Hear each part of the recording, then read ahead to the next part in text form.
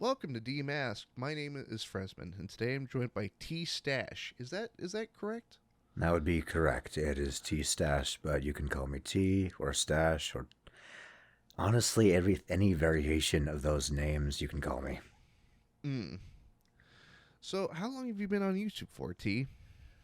Technically, I started YouTube back in like 2012 or 2013, back when I uploaded pretty crappy videos in middle school and high school, but I ended up deleting them because they had me in it, and I didn't like me at the time, so I deleted it. Well, so has Tee Stache always been your channel, or did you start with like another one and then become Tee Stache? It was T Charles Stache Gaming, and then it was T Charles Stache, and then I just shortened it to Tee Stache. Okay.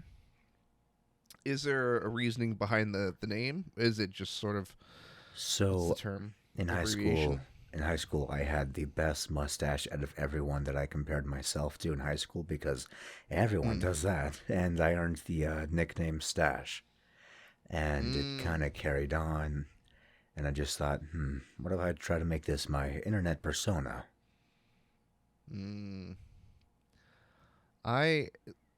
High school was a strange time, wasn't it? Strange would be a definition I would use.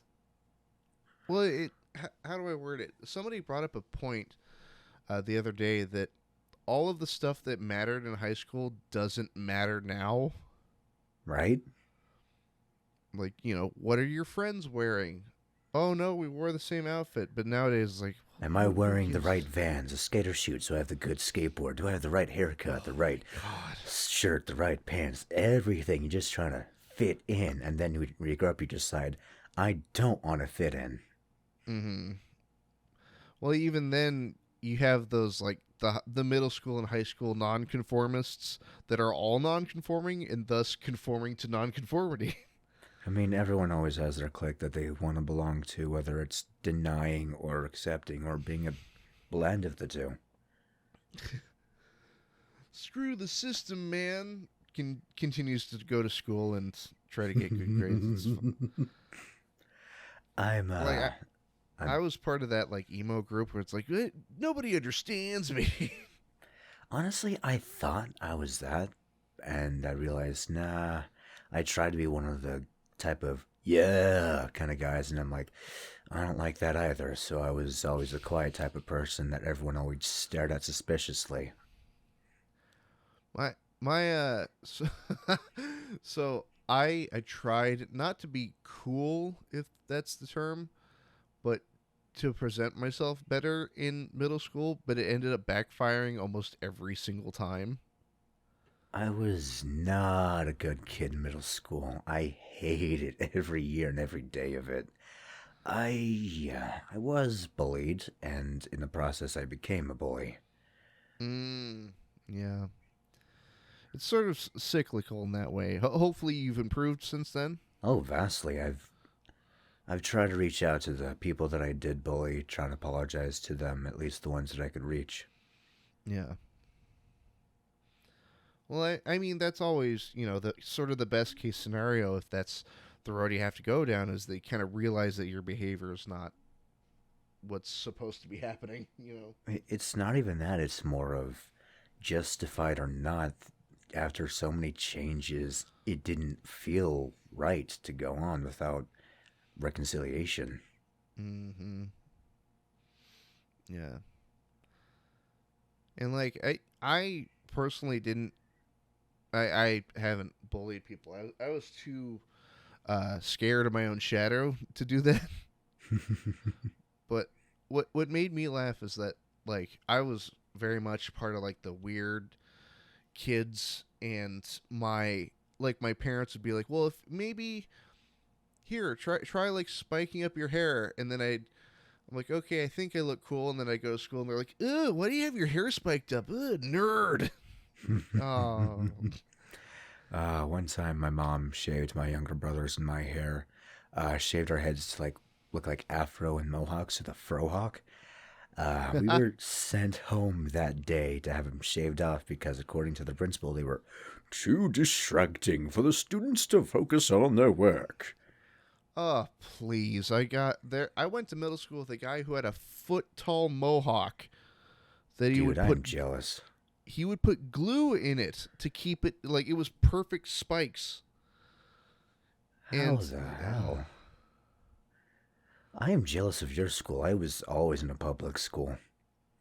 oh no, mine was public too, but it was just like I'm in Oregon where like the strange is sort of par for the course.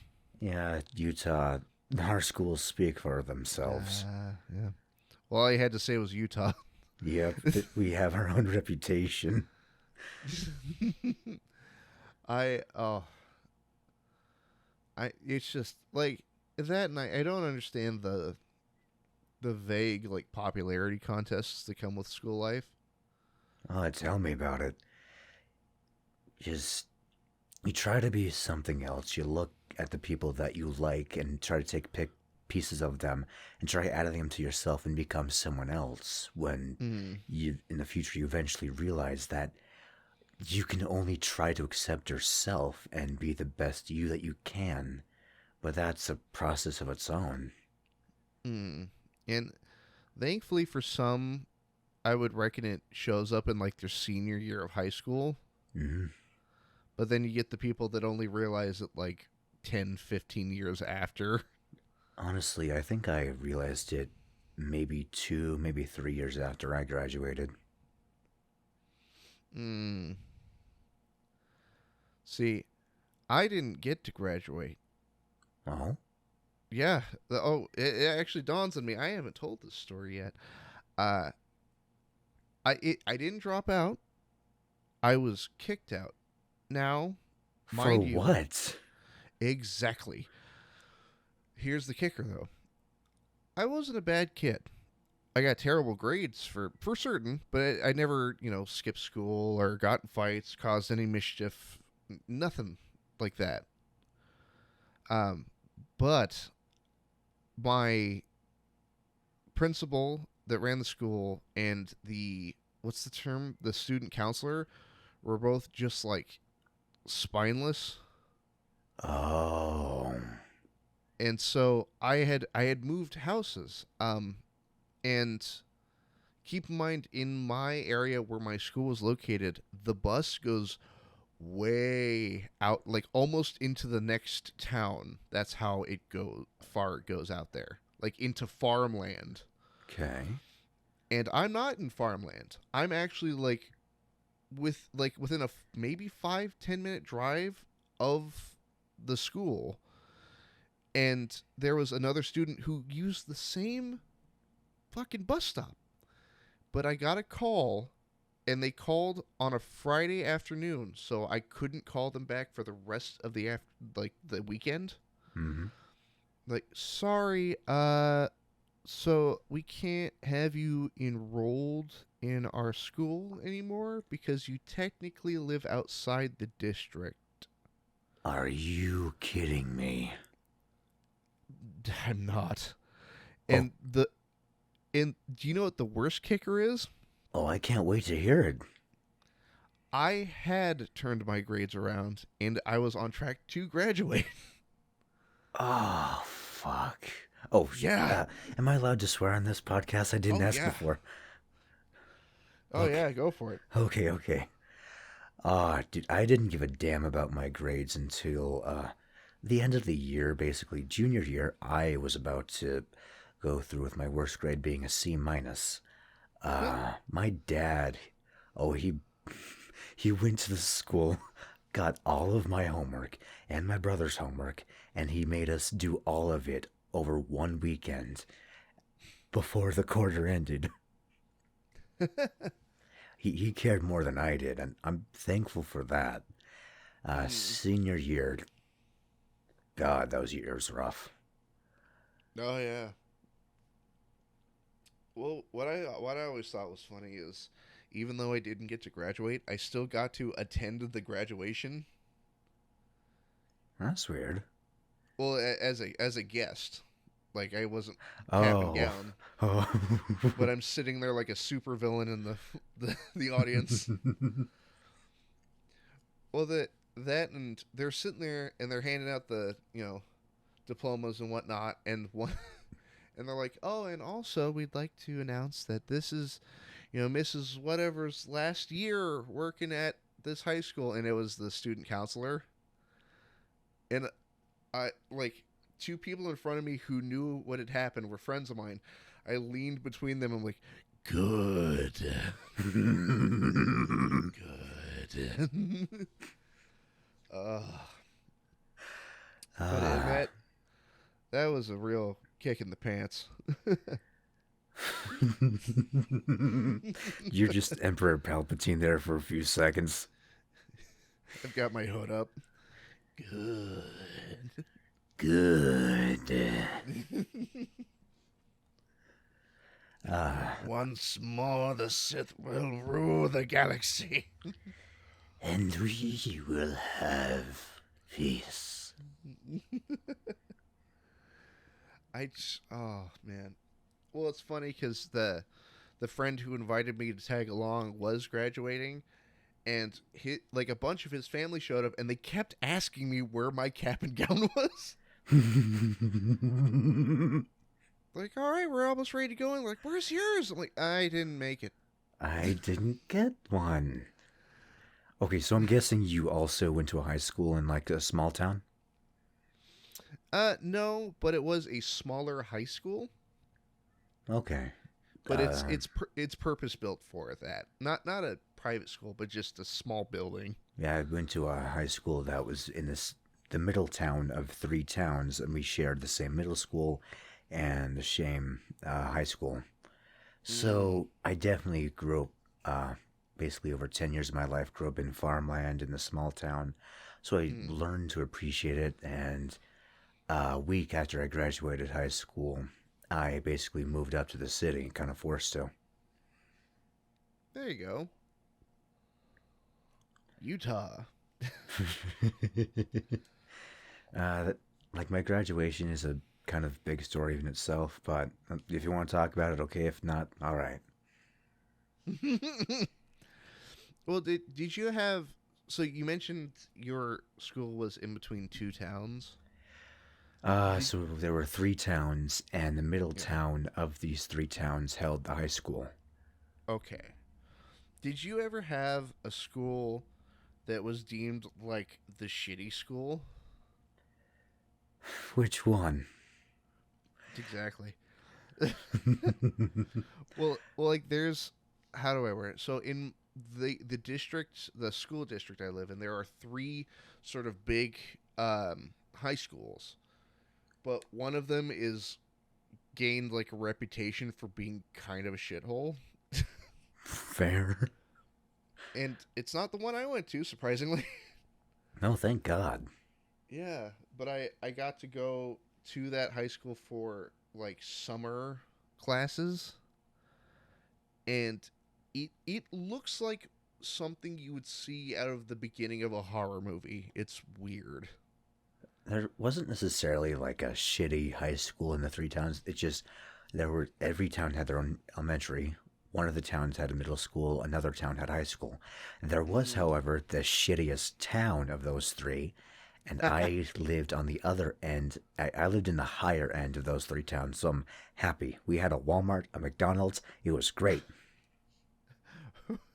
There were people there. Well, okay. Oh, would you like to hear a short horror story? Go ahead. I love horror. It was in that high school. So, I won't name the high school, but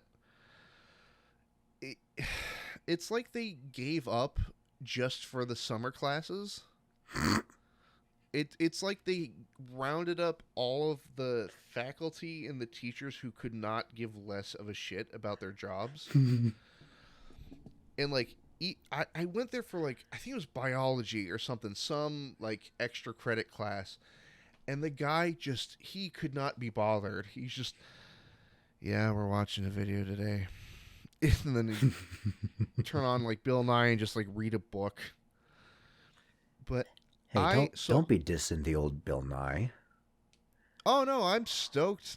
I'm sitting there, but I'm like looking over at him every couple of minutes. I'm like, this is it. This is what you're doing today. All right, cool. I mean, school's kind of pointless anyway. Might as well just get the credit when you can.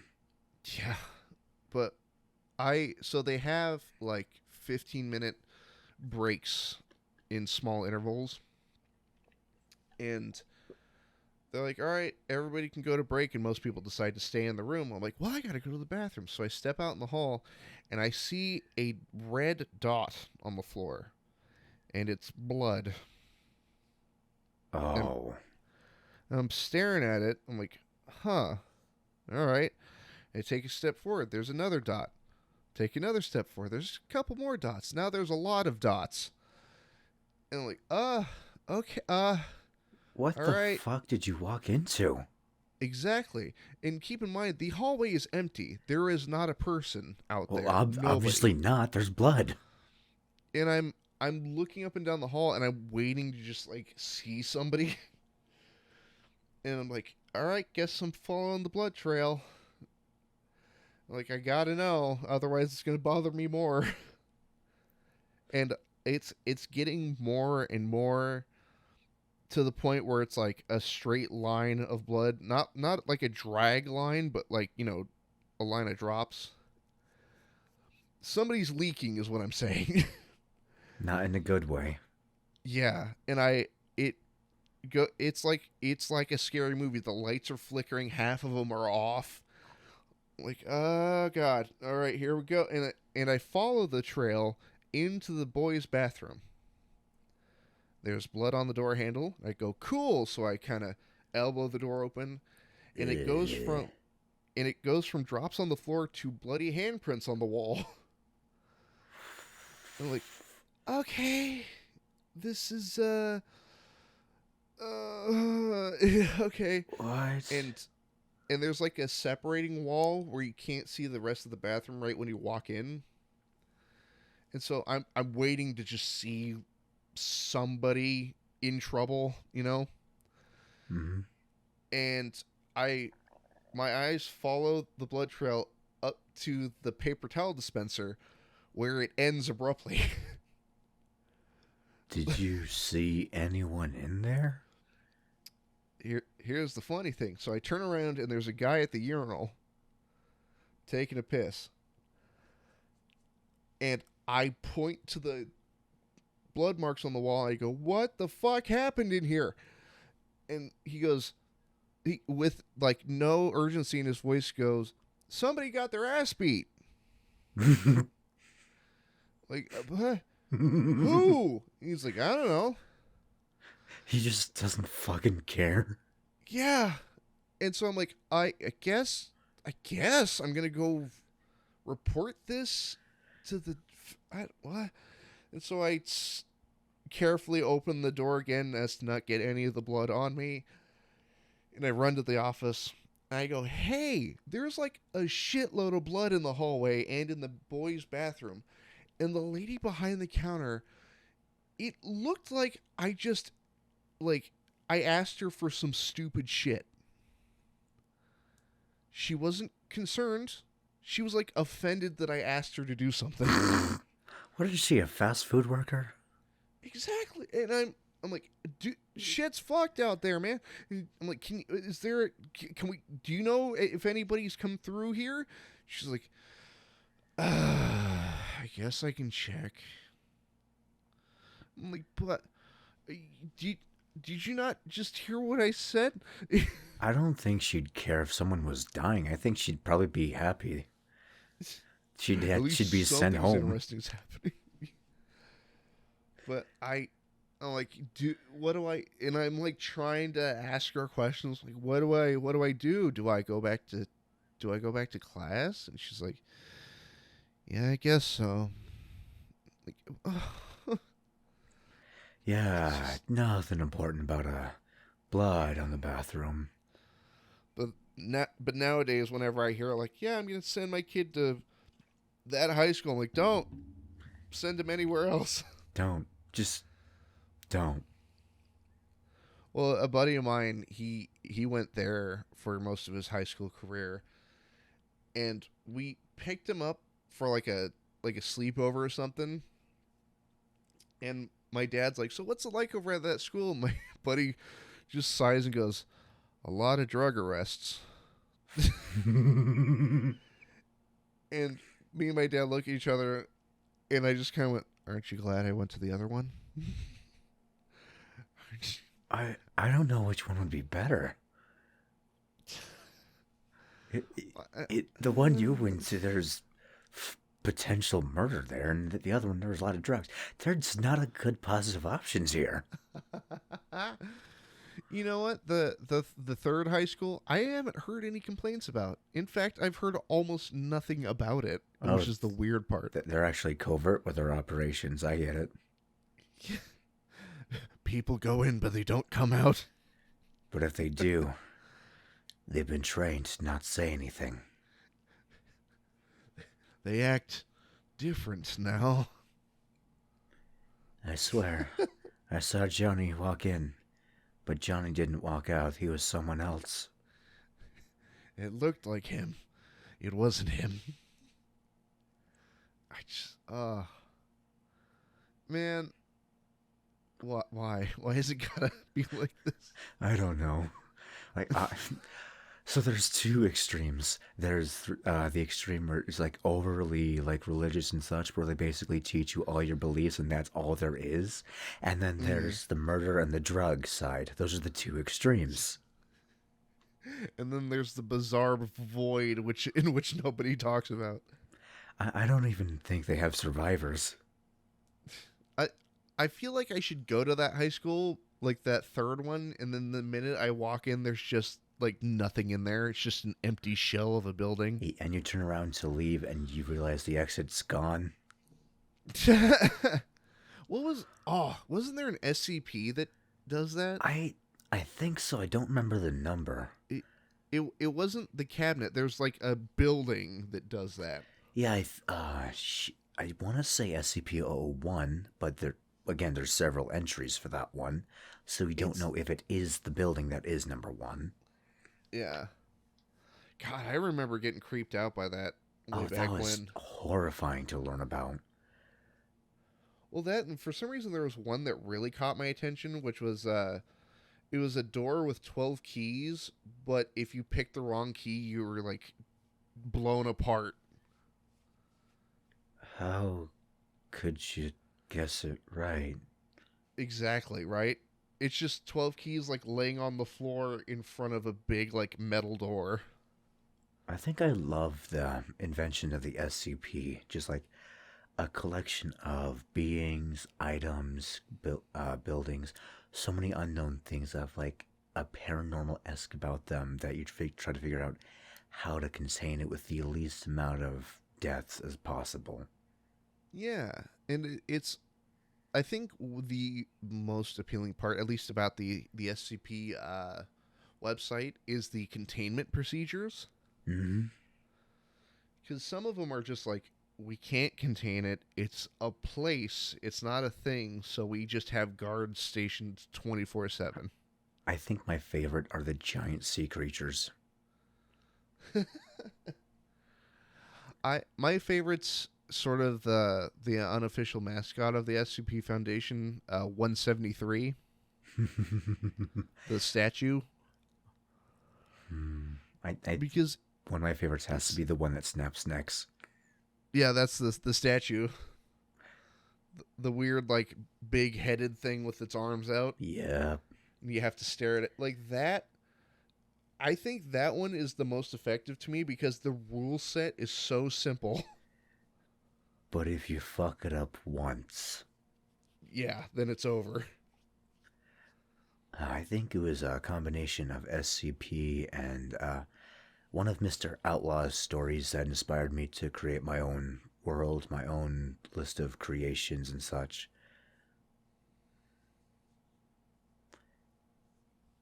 Mm-hmm.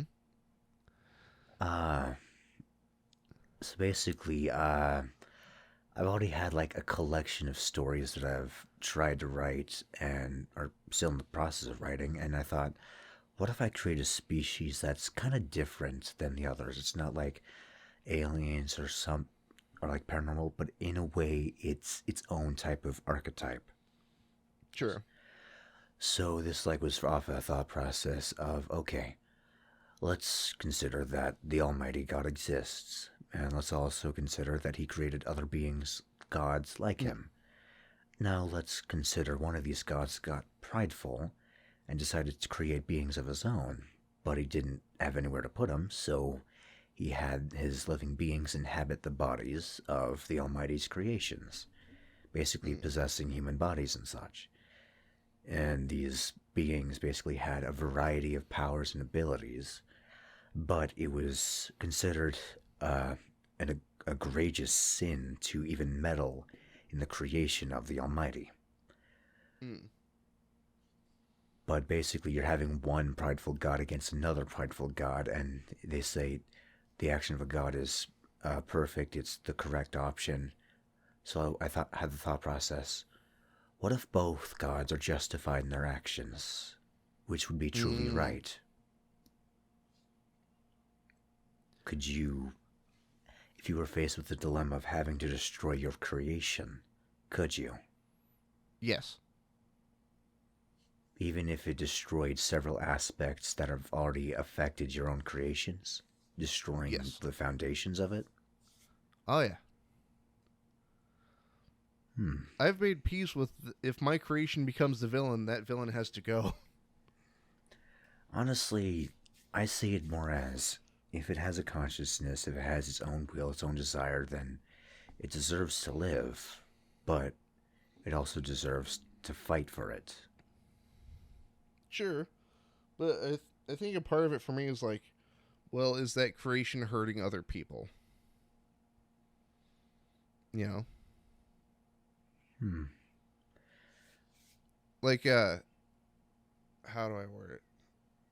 Well, it's so I've been writing my own continuity, and I've created a villain in which there's no feasible way the main characters could beat it or kill it rather, but a dilemma arises in which, hey, we could just drop him off in another reality. But the problem is, does that mean that we doom that new reality to whatever he's going to do? Well, you gotta make sure he can't return to your reality, so therefore it's no longer your problem. It's fucked up, but that's your only solution. Exactly, right? And like I try to I mean, I certainly do the same, but I try to base a lot of my writing off of my actual beliefs. And personally, I how do I work? If it's 1-to-1, like I have to face the problem that I created, I'm willing to do that. But I won't pass that problem off on peoples in another reality that do not deserve that, you know? Honestly, what 2020 has taught me is that, hey, a lot of shit's probably gonna happen. Learn to roll with it. So what you're saying is dump him in the other dimension. Yep. What other solution is there? I We had our fucked upness. They get their own fucked upness. I don't care what they've already been through. They get more. You get to deal with a problem that was created in a different universe. Now you get to deal with the problem. Good I'm, luck. I'm a dick. Well, the so I've been using. So how do I word it? You know how this will circle back. I promise. But you know how there's when you play a game where you can make your own character, sometimes you kind of remake the same character in different games. Mm-hmm. Like you kind of build up a fictionalized character in your mind, and then that sort of becomes its own canon, if that makes sense. Mm-hmm. So I've done that with a list of characters. And what I've done is I've been slowly I have two stories complete already. I'm working on a third, but there is a larger, like, all of these characters were made at random points in my life and have no sort of connective tissue with each other, but they're part of the same continuity and exist in the same world. Interesting. Yeah. And I I'm working on the one I'm working on now is for a character whose nickname is Justice, which is essentially a skeleton wearing an Uncle Sam outfit. Yeah. Right? And and I made him for a wrestling game back in like 2006. They got no muscle. How will they wrestle? Exactly. He had like a cool trench coat and a hat. It was awesome. But I have, in that time, have slowly built him like his own character arc and like the reasoning why he is the way he is. Mm-hmm. But I've also given a problem to all of those characters in which existence is a problem for them. Don't you, like, it's kind of like a balance where you feel like a dick, but then you'll also realize, I'm God of the story. A story needs to happen, so conflict there will be. Well, it's more so. All right. So, have you ever seen the X-Men movies or read the X-Men comics? Yes, I have. I'm a huge fan. So, you know how it's presented in the quote unquote modern day whenever the comic was written, but it's like the world knows about mutants, but they're like kind of like, I don't know about mutants, you know? Mm-hmm. Or some just outright fear them. I created it. It's called Project Ace, the Anomalous Containment Experiment. And what it is a culmination of the fears of mutants without the mutants. But the mutants exist, right? Not mutants per se, more like people afflicted with anomalous properties that are being just essentially black bagged and stored away for further use. So they're not even considered human. They're just basically commodity. Yes, but this isn't it's not like, oh, it's a secret underground militia that's, you know, it's not like, oh, this is the government's secret. It's something the world governments agree on and are openly like, hey, if you know somebody who is exhibiting anomalous qualities, call us and we'll come get them. What the fuck? Yeah. I'm a fan of the no-win scenario, but I don't want it to make it like the legacy virus in X-Men, which, you know, turns your powers against you. Nothing like that. It's more like, I'll explain rather quickly, but there's the villain character, the one I described to you as having to be dumped in a different reality, is a hulking monstrosity called the Mistake. Oh, so you have a character like that too, do you? Uh-oh. This was the first one that I ever created that basically kicked off all my creatures. I wanted to create something so unkillable, so unstoppable, that no living being could stop it. But I have created ways to realistically beat it. Temporarily, that is. So the soul of this being gives it abilities of super strength, super speed, as well as regeneration. but the body can only do so much compared to the soul of the being. So the body could never master the soul's abilities. So it's always had a limit. I called this creature the Beast, and the idea behind the Beast was that he was rejected, he was villainized, he was the evil one, he was always the one that all of his fellow subjects despised, and he was always villainized. And no matter what he did, he was always seen as the monster who would love to kill and slaughter, and that's all he was ever known for. But it's been an interesting humanizing him, like creating his arc. See, mine's not like, oh, he's the worst of the worst. He was created by Project Ace to hunt down other anomalous persons. Like, it's literally just go kill that thing. Go for it. Huh. And how do I word it? Personally, it's just a personal preference. I don't enjoy writing invincible characters. So the Mistake is nowhere near invincible. He's durable. Don't get me wrong.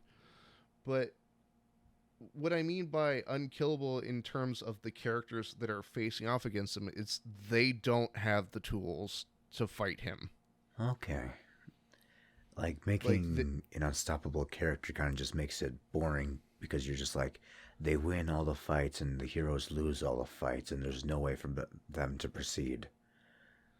Well, like I've been finding workarounds. It's not just like, oh, they face off, lose, run away. It's like they're consistently trying to problem solve, even if they're not fighting him. Because the minute anybody knows about an anomalous person, they can call Project Ace like they're the cops, and then they will arrive and attempt to like send the Mistake out to go get them. Interesting. Yeah. I think... And go ahead. What's that? I was about to say, I had another subject that I created called the Punisher, which was sent by his creator, the prideful god created by the Almighty God. Anyway, I call him the Punisher. No, not the Marvel character. As much as inspiration as I might have had. His alter ego is Frank Castle, and he wears a skull in his chest. Nah, he's just like a grizzled old man that's been there for quite a few centuries, who's been hunting down all his fellow subjects. That's slowly but surely building up an intolerance for the guy bossing him around. Nice. I have something similar minus the boss. I usually work on one character at a time and try to flesh them out in my mind before I even start writing. And I wanted to sort of make fun of like medieval fantasy. So you know how there's like in your stereotypical, fantasy, there's like the pointy-hatted wizard. Mm-hmm. So in a lot of fantasy settings, they can resurrect dead soldiers as revenants. But I had the thought of, what if he resurrects, because a lot of times it's like you resurrect a dead soldier and you give him a purpose, and when he has fulfilled that purpose, then he can go back to rest, Mm-hmm. So this character's name is Bone Master. Oh, geez, I wonder what he masters. Well, that's the name of the skeleton. But it's a revenant brought back to kill essentially this undying crusader, but the wizard dies in the conflict, thus leaving the revenant alive forever until his goal is complete. That's fucked. Yeah. And I like to think of dialogue once in a while, but I want the main drive of the Bone Master to just be able to rest. I mean, he's just all bone. How does he talk? A lot of skeletons talk in my continuity. Okay, fair enough. We'll just yada da da da da da. well, one won a bet with creation itself and came back as a skeleton. One's death himself, but not like God. It's weird to explain that one. I don't like the regular stereotyped version of the Grim Reaper. The Like whole skeleton dude with a hood and a scythe. well, it's more so that he always seems to have the same intent. It's always like, your soul will come with me to the afterlife, and like that sort of thing. Mm-hmm. Like he's kind of a dick all the time. And I wanted to make a version of Death that is just doing his job, but with no malice behind it. And so, like, how I would describe it is if you were to just drop dead, he would just show up and go, "Hey, man, some shit happened. We have to go." And we're going to go to it. Like, there's no heaven, there's no hell. The afterlife is a shitty biker bar on the edge of existence. I mean, I don't know if that's a bad option. Oh, yeah. But then you can go into the back room and make a wager, and if you win, you get to go back to Earth. How often does someone win? It depends on what you're wagering with. I wrote a story recently, which is sort of the introduction of how death functions in that universe. You're gonna have to Like send me the link once you finish it up. Oh yeah, but it's essentially like I wanted one whole sort of side story explaining from the first person what all of that looks like. It's not Death's point of view; it's the guy he's collecting's point of view. Interesting.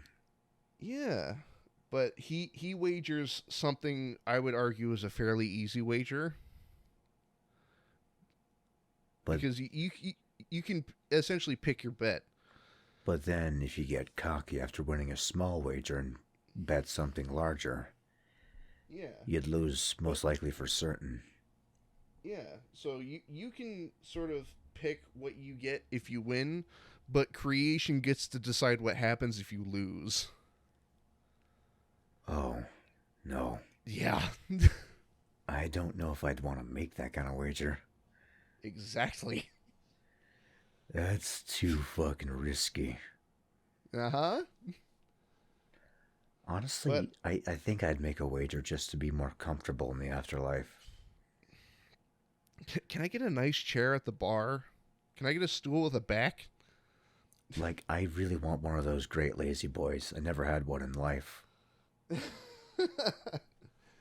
Well, that and a lot of the ideas for the bar's called Jericho, but the idea behind Jericho is due to things that I don't like about how death is shown in a lot of fiction. I'm not a fan of like, look at these sallow-faced souls whimpering for the sweet release of the afterlife, all that sort of thing. But it's more like it's just people hanging out at a bar. Take for it for what you will. Some people are drinking because they're sad. Some people are just relaxing. Hmm. Like it's a functioning bar, not a weird hell bar. Who the hell's the owner? Creation. Okay, so is creation a being? Kind of. The best I could describe it is imagine you're sitting in an empty room and you're sitting in a wooden chair with a wooden table in front of you, sort of like a picnic table almost, right? Okay. One of those big board wood floors. But across the room, you're not staring at a person, you're staring at what looks to be the night sky, but it's the entire wall in front of you. And that thing, whatever is over on that side of the room, that's what you're betting against. So you're basically betting against the cosmos? Yeah, creation itself. Oh. Yeah. Oh. Fuck. Yeah. Yeah, that's. Look. I'd rather not. I don't want to imagine that. Not, Uh-huh. And like you're also allowed to pick what you make the bet with. You could play cards, you could flip a coin, you could roll a d20 if you felt like it. But it all depends on what you're wagering, what happens if you win, and what happens if you lose. I might just give a pinky for a lazy boy. Look, I'll roll this d20 for a lazy boy. If I get over 15, I get the lazy boy. And what are you wagering? If you lose, you stay. Pinky? So I should mention that outside the bar is a salt flat that stretches who knows how far. But it is darkness. It's what I call the midnight. And when you die, death shows up, goes, "Hey, we got to go." Walks you through a rift made of mist that comes from his mouth, because when death talks, mist comes out of his mouth in my continuity. But you end up on the salt flat, and there's a giant spotlight on you and death. And the spotlight follows death, and you follow death. And if you fall behind or stray from the path, you'll end up in the midnight, which is somewhere where souls go to be entirely forgotten. Honestly, just the whole thought process of the what ifs with after death terrify me. I think I'm more terrified of non-existence than anything else. See, that's why I wrote Jericho, because that's a version of death I can get behind.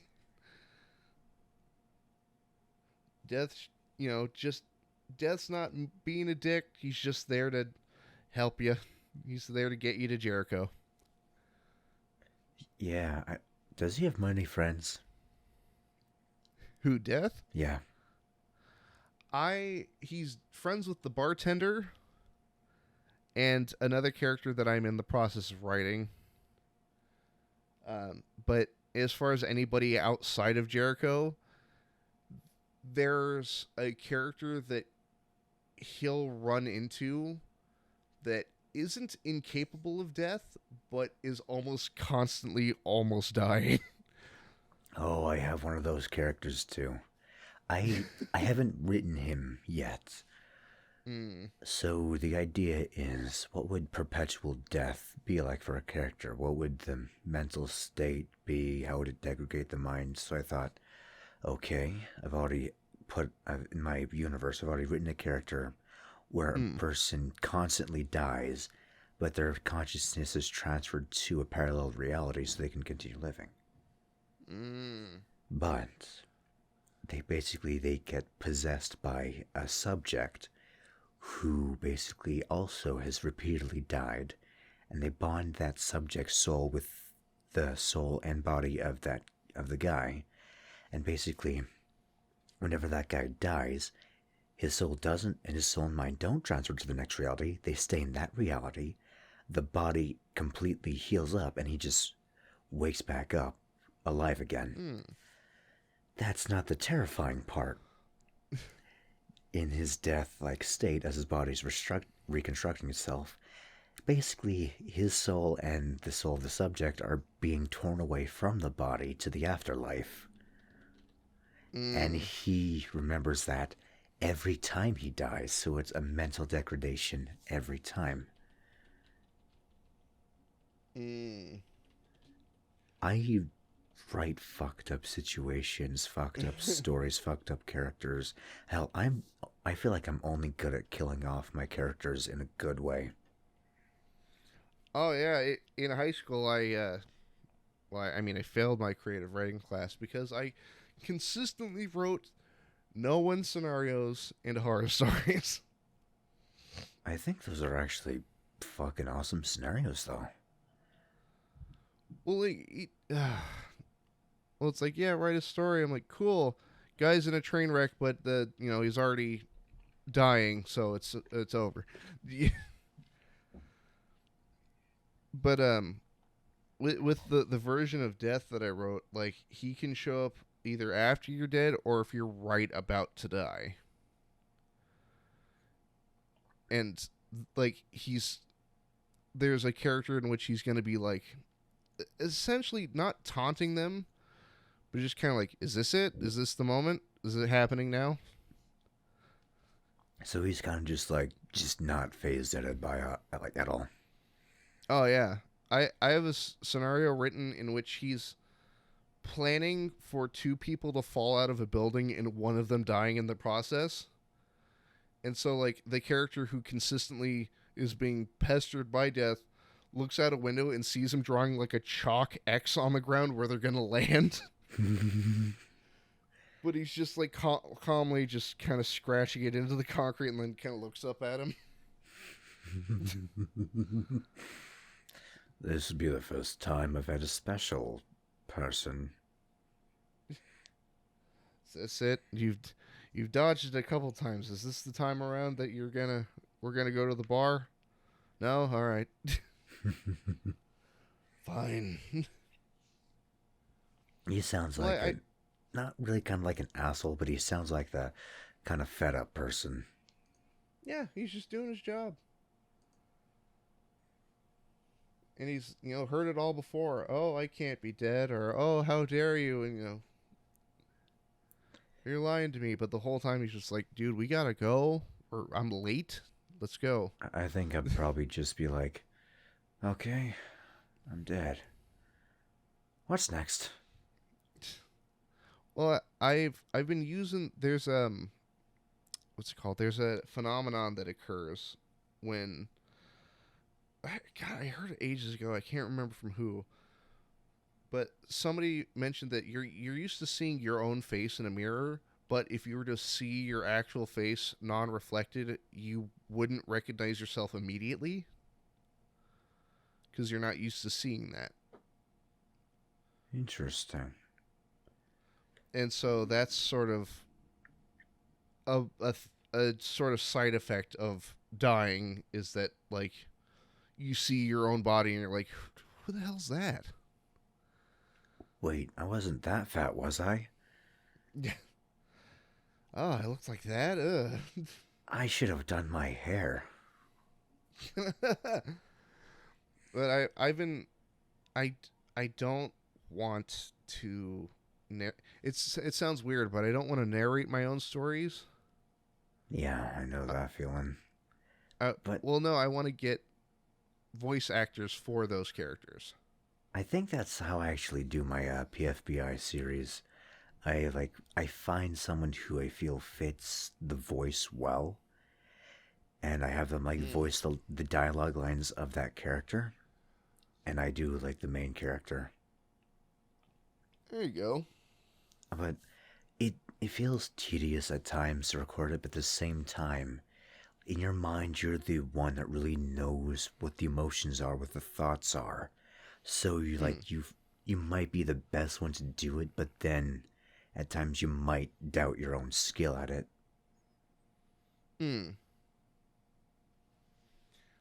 Well, that and like my mask is in the continuity somewhere.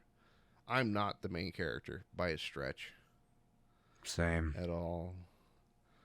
But I'm somewhere. My story comes way later. But honestly, I can't help but adore the stories and the universes that the narrator or the writer is written into the story naturally. Maybe not as the character itself, but a character representing them and who they are. That Well, that becomes a slippery slope because a lot of times writers will write themselves as like the coolest or the strongest. oh no, I've decided to write. If I were to write myself in the story, it would be one of the characters that suffers the most. Not strong, not wise, just a kind of lazy shithead that has a lot of issues. I'm just using the knowledge that I have at the present moment, not like I figured everything out, but it's like this is what I've got. This is like this is the plan. Basically it. Yeah. But I mean, shit. Would you, this is an this is an odd question. Would you be down to voice a character in my continuity? Uh, don't take it weird when I say this.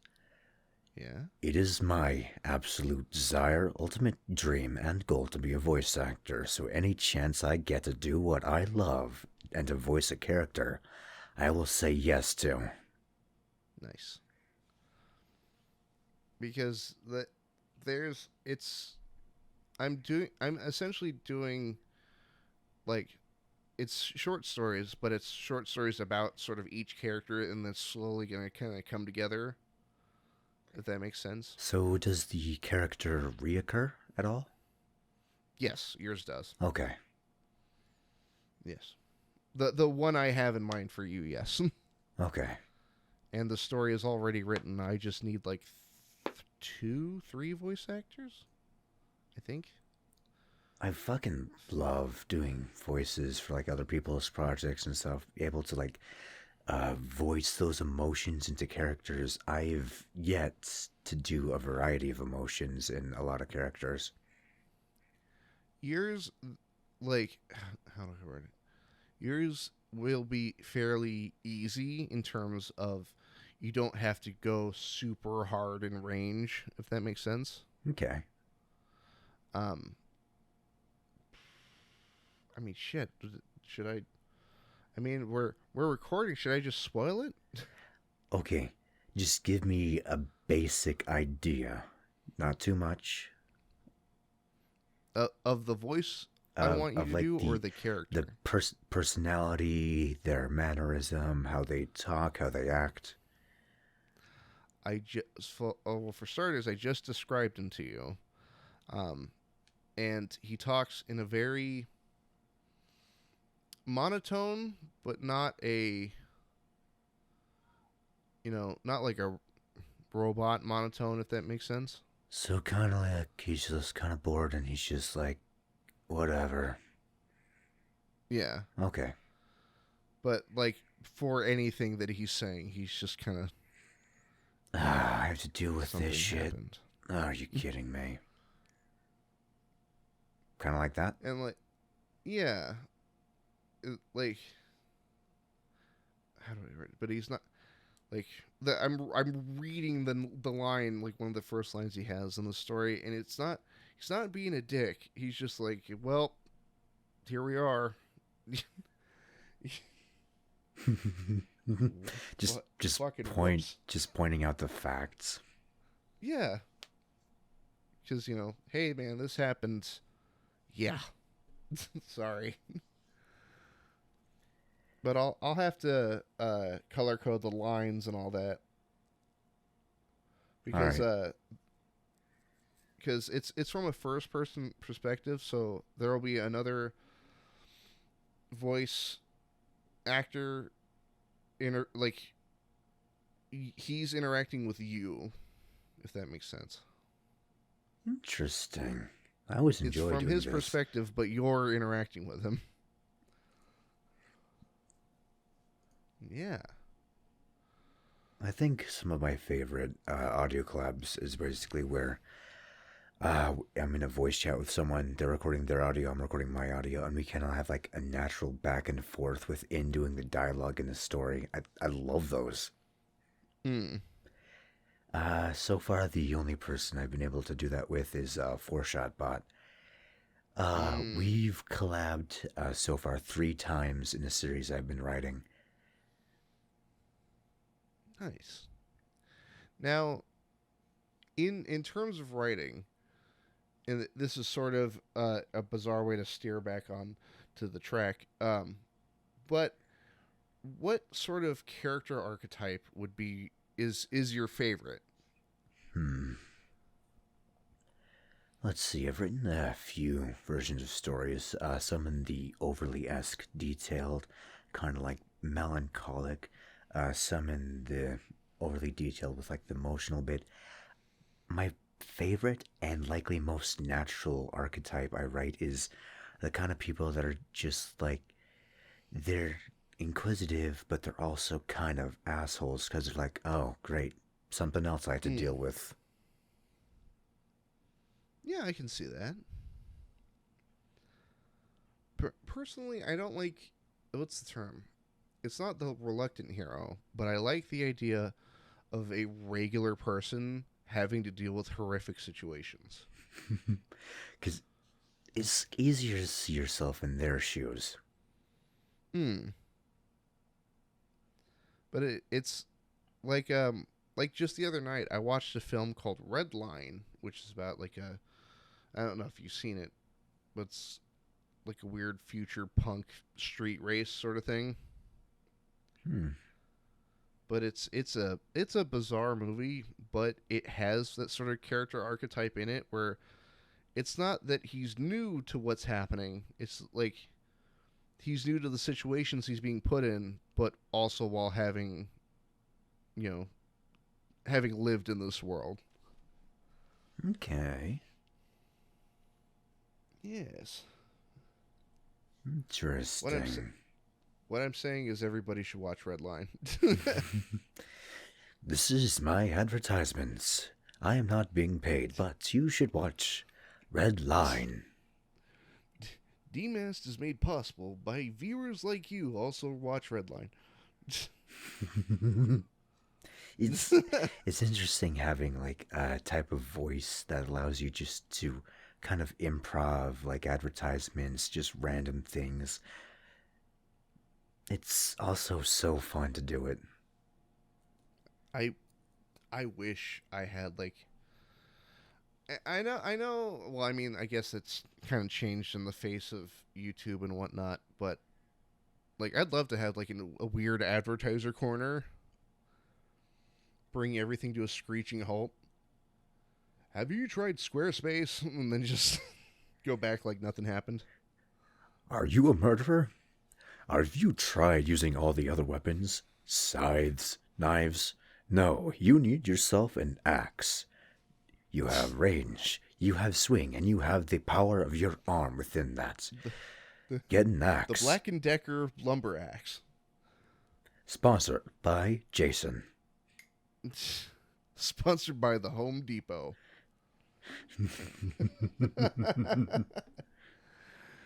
Oh God, I like I've always wanted to just make like a terrible commercial for some company. Oh my gosh, I need to send you one of the improv trailers I did. I fucking love it. Nice. So I gotta ask, what got you into what made you want to voice act? Honestly, it wasn't until like 2019 where I really thought about it realistically. Like, I graduated from high school and I thought I wanted to develop video games. And then I saw the path that they went to college, they graduated, they got signed on by a game company if they could, and they basically got mistreated. And Mm. apparently, that was too competitive for me, so I went into the even more competitive voice acting thing. Mm. And it wasn't until after I did two community plays in 2019 that I realistically considered voice acting. It wasn't until like the Mm. beginning of 2020 or this year that I really released my YouTube videos, narration. I've released a couple other videos too that aren't narration because I don't want to strictly be all about narration. I kind of want to do everything that I can within my voice, like narrating, singing, commercials, like all kinds of stuff because I feel like I've finally found my passion. I love doing voice work. Nice. There you go. I I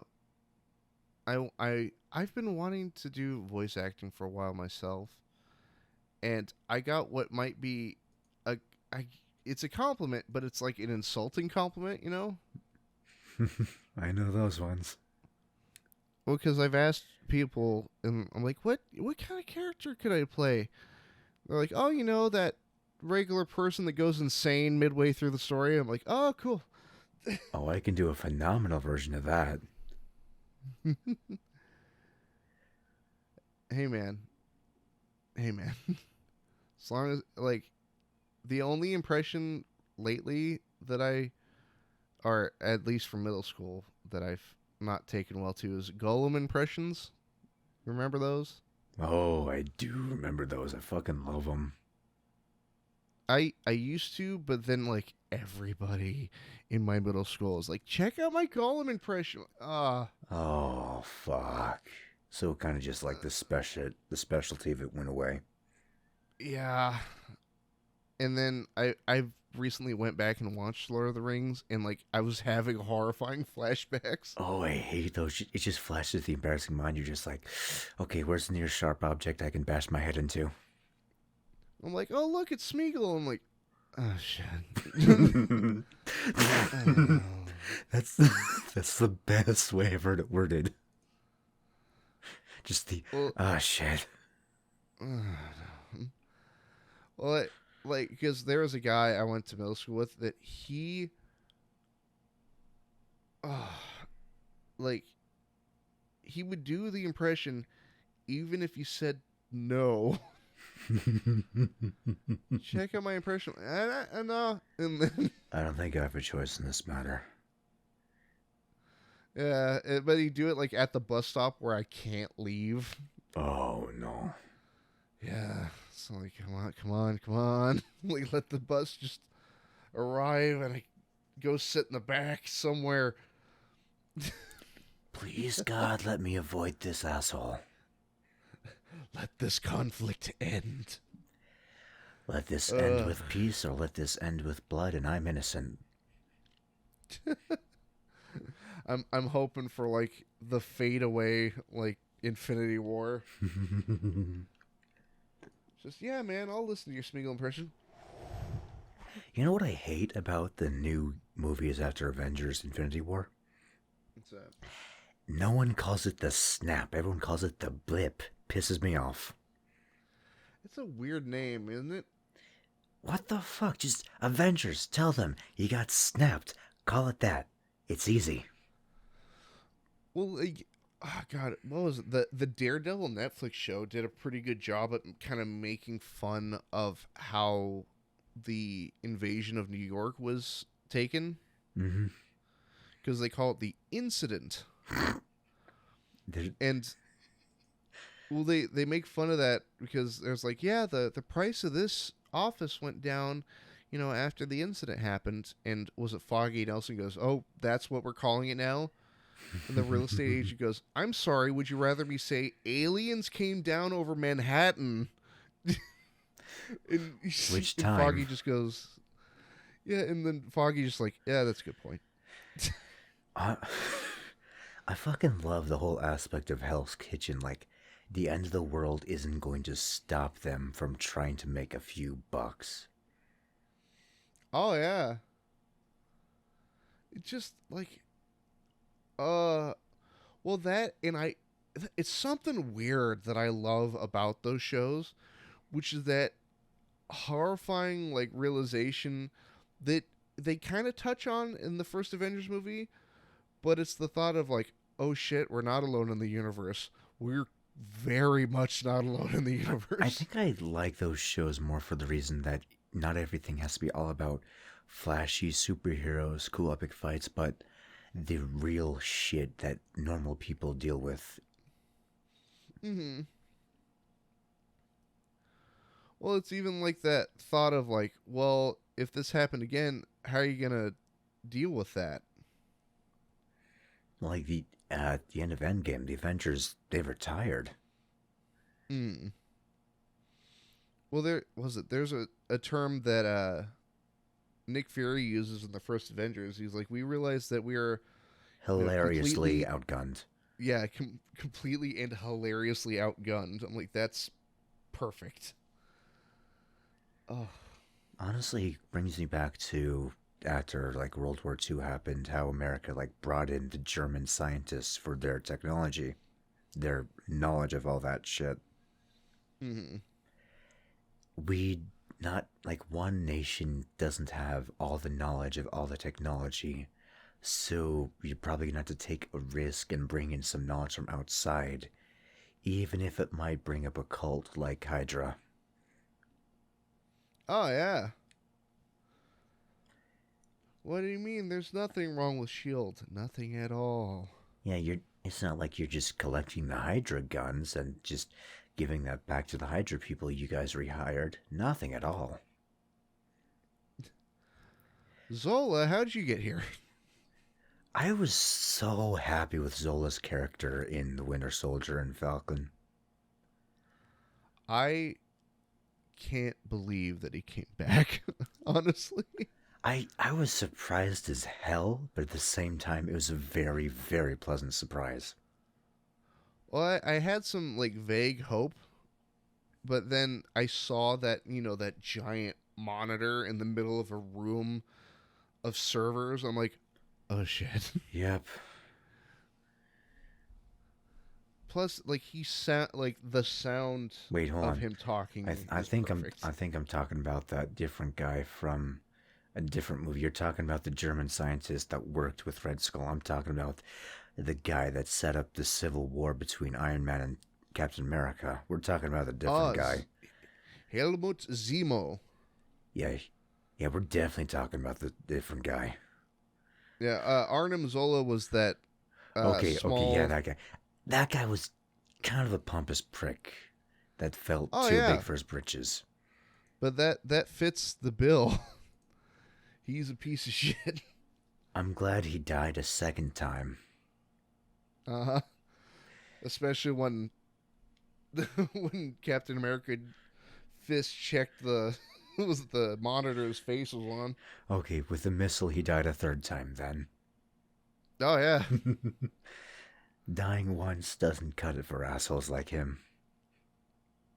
I just like I want they even bringing back the weird like 70s characters and I love it. It's so weird, but it's so well done. US agent Yep. John Walker. That was so confusing when I first saw it. Well, what's God? There's Do you ever play the Captain America game, the movie tie-in? I think so. I played it on the Xbox 360. Geez, 7 years ago now? I used to consider that game canon to the rest of the MCU, but there are things that happen in that game that cannot happen. Yeah, Or there was no hot lady who shot guns at you as you deflected them back at her. well, no, because you find journals from Helmut Zemo who wouldn't appear until Civil War, and you're still in World War II. And then you meet what's his name? Not Zola, but it's Baron von Stryker, who's in Avengers 2, but you meet him as like an old man in World War II. Stryker, the X-Men universe guy that gave Wolverine his claws, right? No, there's a Hydra scientist named Baron von Stryker. Okay. So, But I then don't, there's William Stryker, who's the guy who did that okay. Weapon X. So a different Stryker guy, but a Stryker does exist within both universes. I hate how they had to split them. Uh huh. I Da- Damn it, Sony. Damn it, Fox. Just get together already.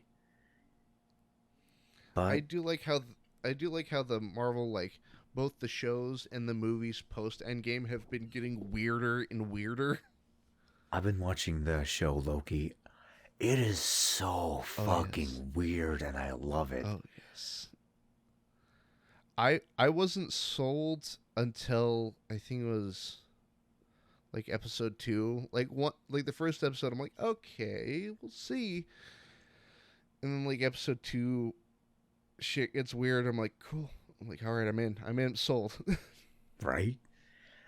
I mean, with the Owen Wilson character, you're kind of like on it, and then like further down the relationship, it's rocky, and then further into the episode, they like fully trust each other. So you're just like, okay, I get it.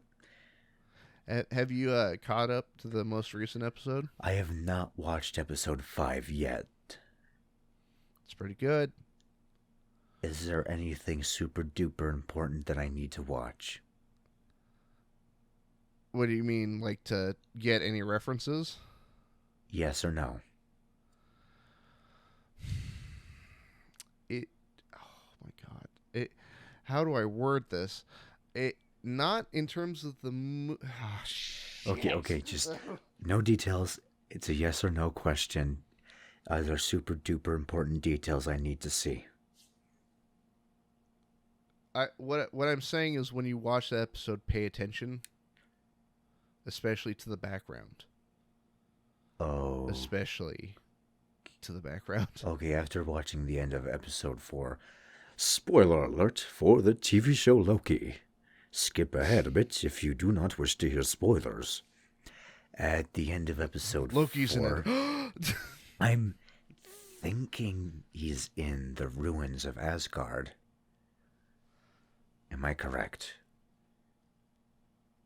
Are you wanting me to actually answer the question? I mean, yes or no, am I correct that all of those Lokis are in the ruins of Asgard? You were wrong. Okay. Please say nothing else. But how poetic would it be if that's where it was? How poetic would that be if that's where they were? I mean, if that were the case, they'd be floating around in a dust pile at the edge of space. There's rubble collected together through gravity, I guess. There's a rock out there somewhere. It's like Krypton. They will rebuild Asgard from the ground up. Well, nope, that's no longer a plan.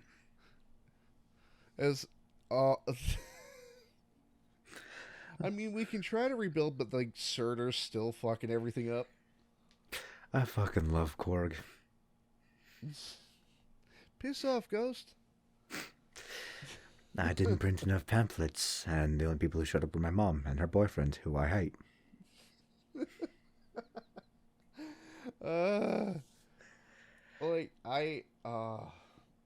There are not enough good characters like that in Marvel. There's Ant-Man, there's Louise, there's Korg, there's Shuri, there's Peter's friend who's the hacker.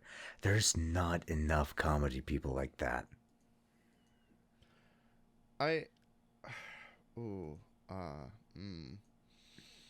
Damn it. Like, I'm against spoiling things, and like something came to mind, but I'm like, I can't say a word. Okay, what's it a spoiler of?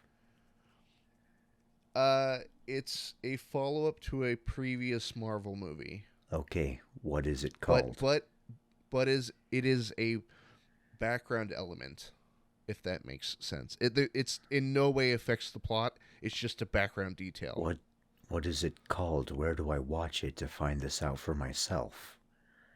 Oh, the 5th episode of Loki. Okay. But it's just it's literally an object that is the follow-up to one of the not earlier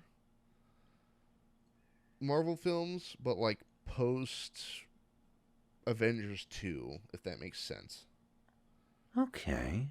Well, it has nothing to do with Avengers 2, but it's in the movies that came after. Okay. One thing I found fascinating about the main universe where Loki takes place in, the stones are useless, and according to the comics, the stones outside of their own universe are useless, which tells you this is not the universe of the This Avengers. isn't anywhere. They're just Like with shiny rocks, and that's it. yeah. Oh god. So do you ever or did you ever used to watch Death Battle? Yes. Are you talking about the battle between Thanos and Darkseid? Yes, there's a moment that just it just it hurt my soul. Which one? It's when he's doing combos with the snap. He's literally just like like nah. No, you're not taking damage. What the fuck? And even then they're not in the Marvel universe. That snap wouldn't do anything. You're essentially just wearing the shiniest glove at that point. Pretty much. But no, he's gonna throw it's weird snap combos with it. No, This does not count. What the fuck? Comic nerds see, are outraged. like they're it's there have been times. Uh, I'm having flashbacks. But there are times in death battles where they'll explain not the feasibility of something, but like something tangentially related to what they're talking about, but then that unrelated thing becomes how a character wins. Hmm. Like Raiden versus Wolverine. Honestly, that fight was horseshit. Well, it's how do I word it? So they talk about what's known as anti-vibration. Was it anti-vibrational adamantium, which essentially can liquefy vibranium if it touches it, Okay. and that's pretty neat. Thing is, that doesn't fucking exist in the Metal Gear universe, Mm-mm.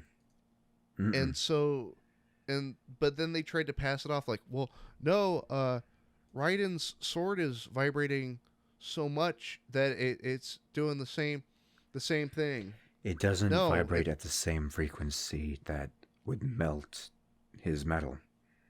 well, even then, not. It's not adamantium. It's not vibranium. It's neither of those things. It's just a strong ass metal that isn't a meteorite. Yeah, but apparently you were able to just disintegrate Wolverine with a Zandatsu. No. I really found the fight between Nathan Drake and Laura Croft horseshit. It's been shown throughout the entire Uncharted games that Nathan Drake has an immaculate amount of luck that allows him to survive everything. And you're Oh not yeah. you're telling me that a helicopter blade smashed into him, not next to him by a hair's width, but smashed into him and his luck didn't kick in? That's fucking bullshit.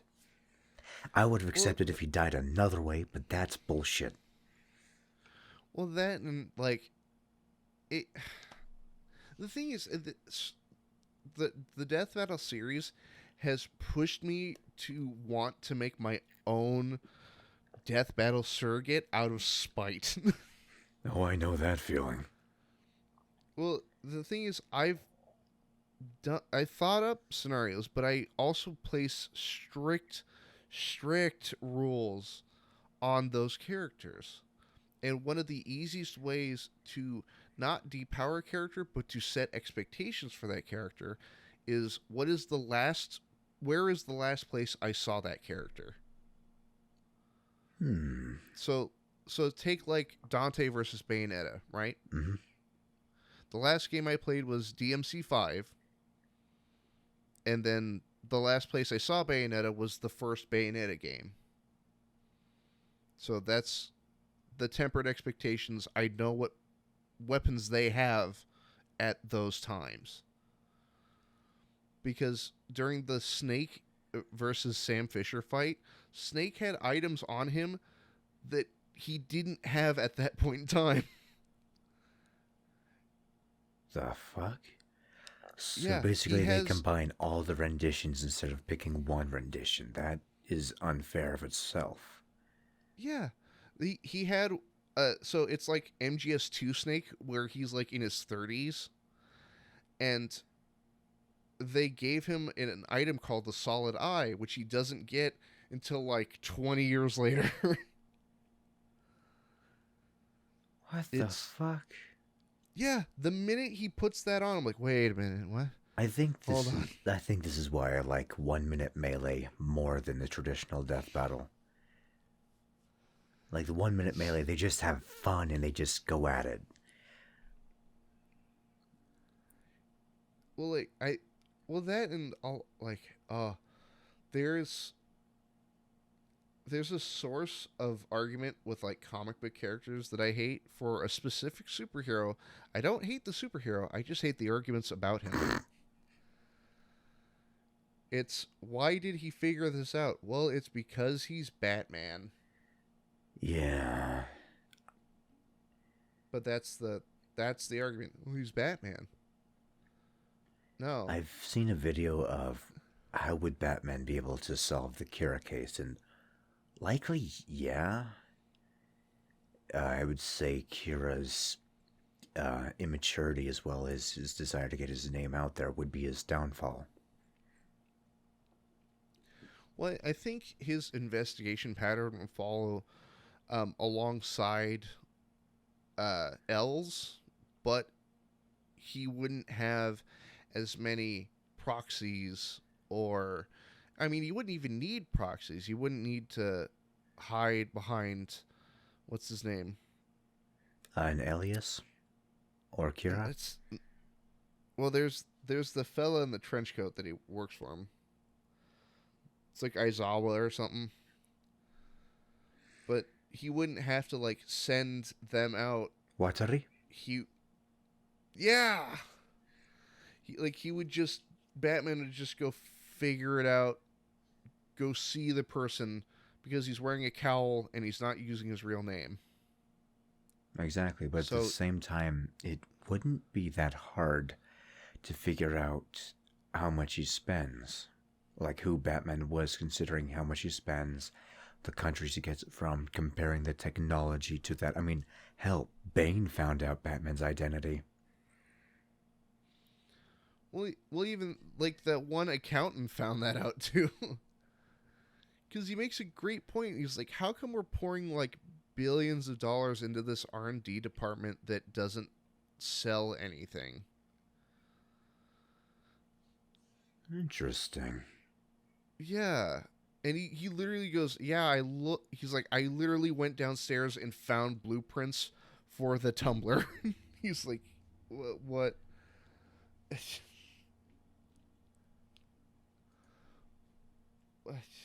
Yeah. Yeah. If you want to be a superhero, don't use your company's money.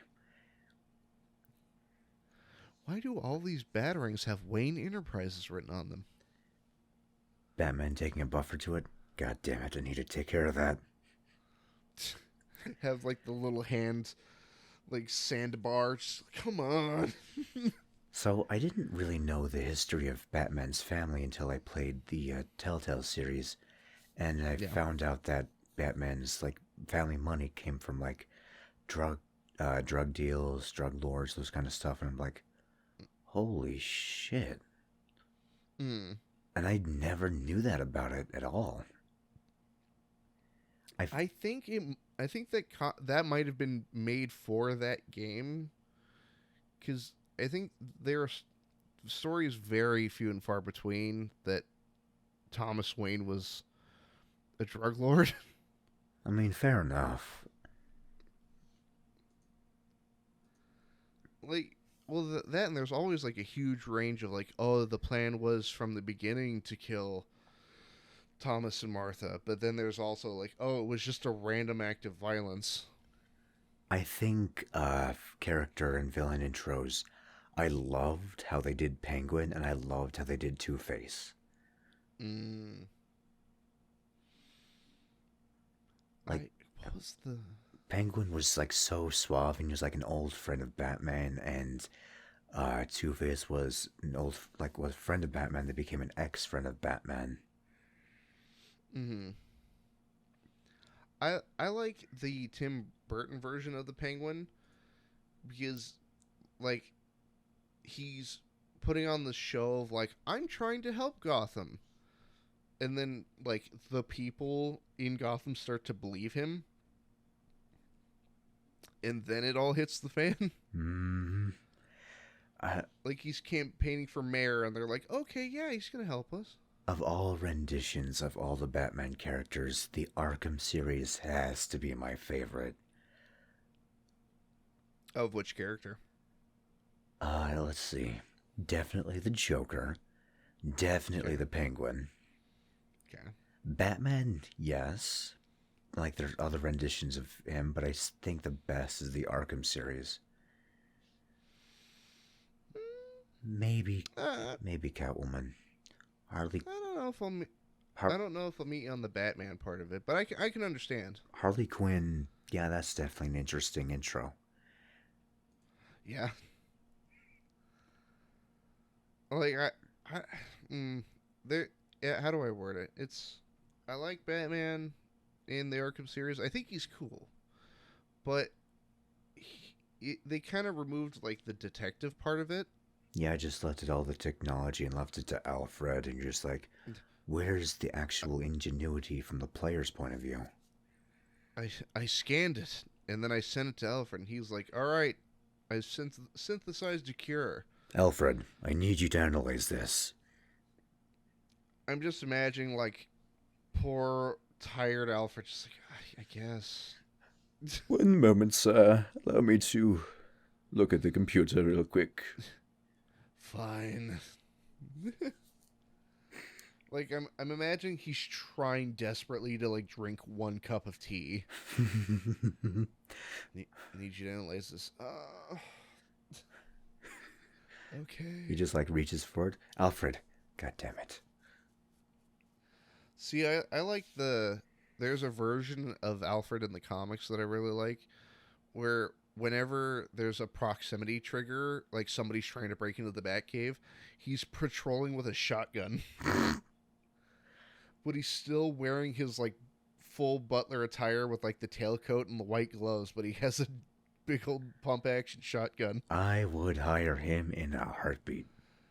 Oh yeah. Wasn't there a movie or a show about him supposed to come out? I think it was just a spoof to make fun of the Teen Titans Movie Go movie. By the way, Teen Titans Go can go straight to hell because Teen Titans is the only good one. No, I swear there was a live action show that was supposed to be happening. I Or I guess it is already happening. I don't Oh know. god. There have been 2 seasons. Son of a bitch. I don't know if I'm glad I missed it or not. Well, it's about Alfred and how he like came into contact with the Waynes. Okay, wasn't he like ex-military or something? And I'm quoting here: former British SAS soldier Alfred Pennyworth forms a security company and goes to work with Bruce Wayne's billionaire father Thomas in 1960s London. Ooh, okay. Okay, that sounds very intriguing now that I think about it. Hold on, let me. Oh no. Oh no. Not oh no. You know how on Google there's like people also ask this: What else did they ask? is Pennyworth canceled? But, and I quote, the second season was confirmed for October 7th, 2019 to begin filming in January 2020. However, the filming was paused in March 2020 due to the COVID-19 pandemic. The second season premiered on December 13th, 2020. So it's out. All right. and it looks like it's available on most major streaming platforms like the YouTube and the Amazon Prime. I think of all the DC characters, Joker has to be the most fascinating and interesting one. He's an enigma. His backstory has been varied, and it doesn't really, not necessarily doesn't matter who he is, but the fact that he is the Joker. He got his own planet once.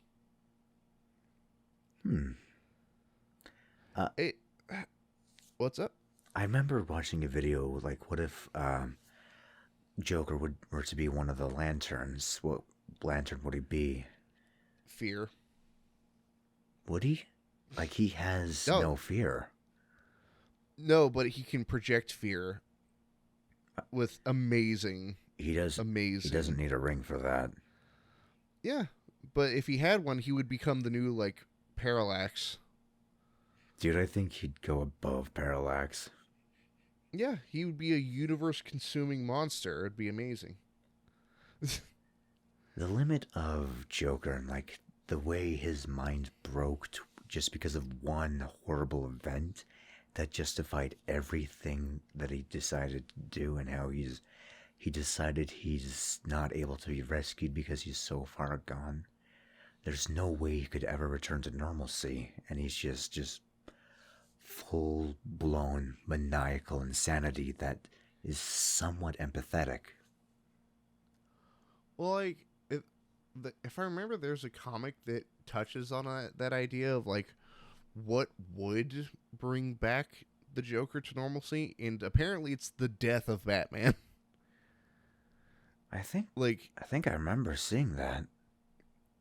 But I think the part that gets me, so I hope that problem has subsided in the last couple of years, but for a while there, the Joker, in the comics at least, got kind of weirdly, not boring, but he was used as the scapegoat for literally every evil plan.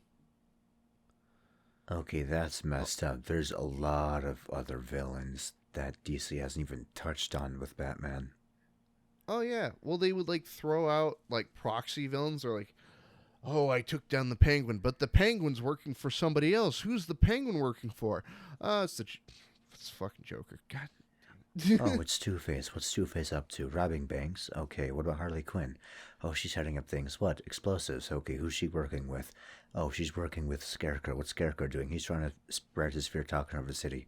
Okay, who's Scarecrow working with? Hugo Strange. Hugo Strange, what he's doing? He's trying to kill all the criminals. Okay, who's he working? Who hired Hugo Strange? The Joker. Hold on. Who hired Hugo Strange? Okay, you know the guy that uses the Lazarus pit? Oh, don't tell me him. Who's he working for? You won't believe this. Clayface. But he's actually he's not the joke, but he is the Joker. But he's, I think I'd like the story of Arkham Knight because it wasn't really about Joker being the villain, like, other than Batman becoming Joker, but it was about all of the other villains being as chaotic and destructive without the Joker. Well, that, and like, I like listening to the conversations that people, or the conversations like the thugs have between themselves, because a lot of them, like, I think they perfectly encapsulate that weird mysticism that surrounds Batman. Where, like, even after Arkham Knight's over and Batman has been revealed to the world, like, the thugs on the street still don't believe it. They're like, oh, Batman's Bruce Wayne, and then you hear a thug like, I don't know. It doesn't, no, I don't think so. There's this one prisoner in the prison that when you, like, arrest them, he's like, oh, really? So Batman's Bruce Wayne? Well, I get out of here, I'm going to sue you for every penny you got there. And then you slam his head against the bars and knock him out. I loved Arkham Origins because he was young. He was the beginning of the Batman. He was aggressive. I think this is right after he stopped killing, but he still had all that rage in him. I So, this is slightly embarrassing, but I wrote a Batman script. I bet it's better than Batman v Superman. Okay, real quick. I'm not gonna talk about my script, but Batman vs Superman. The thing that signed like the death warrant on that for me was at Comic-Con that year. Zack Snyder's like, we're doing a completely original story. Here's the thing. It is two comic book stories mashed together. It's Batman or The Dark Knight Returns, then it's Superman Doomsday. Like,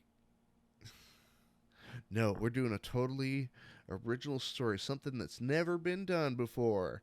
And then I'm literally just sitting there like, this is The Dark Knight Returns. Huh. Well. Oh, did we lose you? You still there? Yeah, I'm still here. I'm just thinking. Listening to me have a whine about Batman vs Superman. I'm honestly just thinking plot-wise. So the entire fight between Batman and Superman is The Dark Knight Returns. Okay. Like down to the design of the suit that Batman's wearing. And the thing is,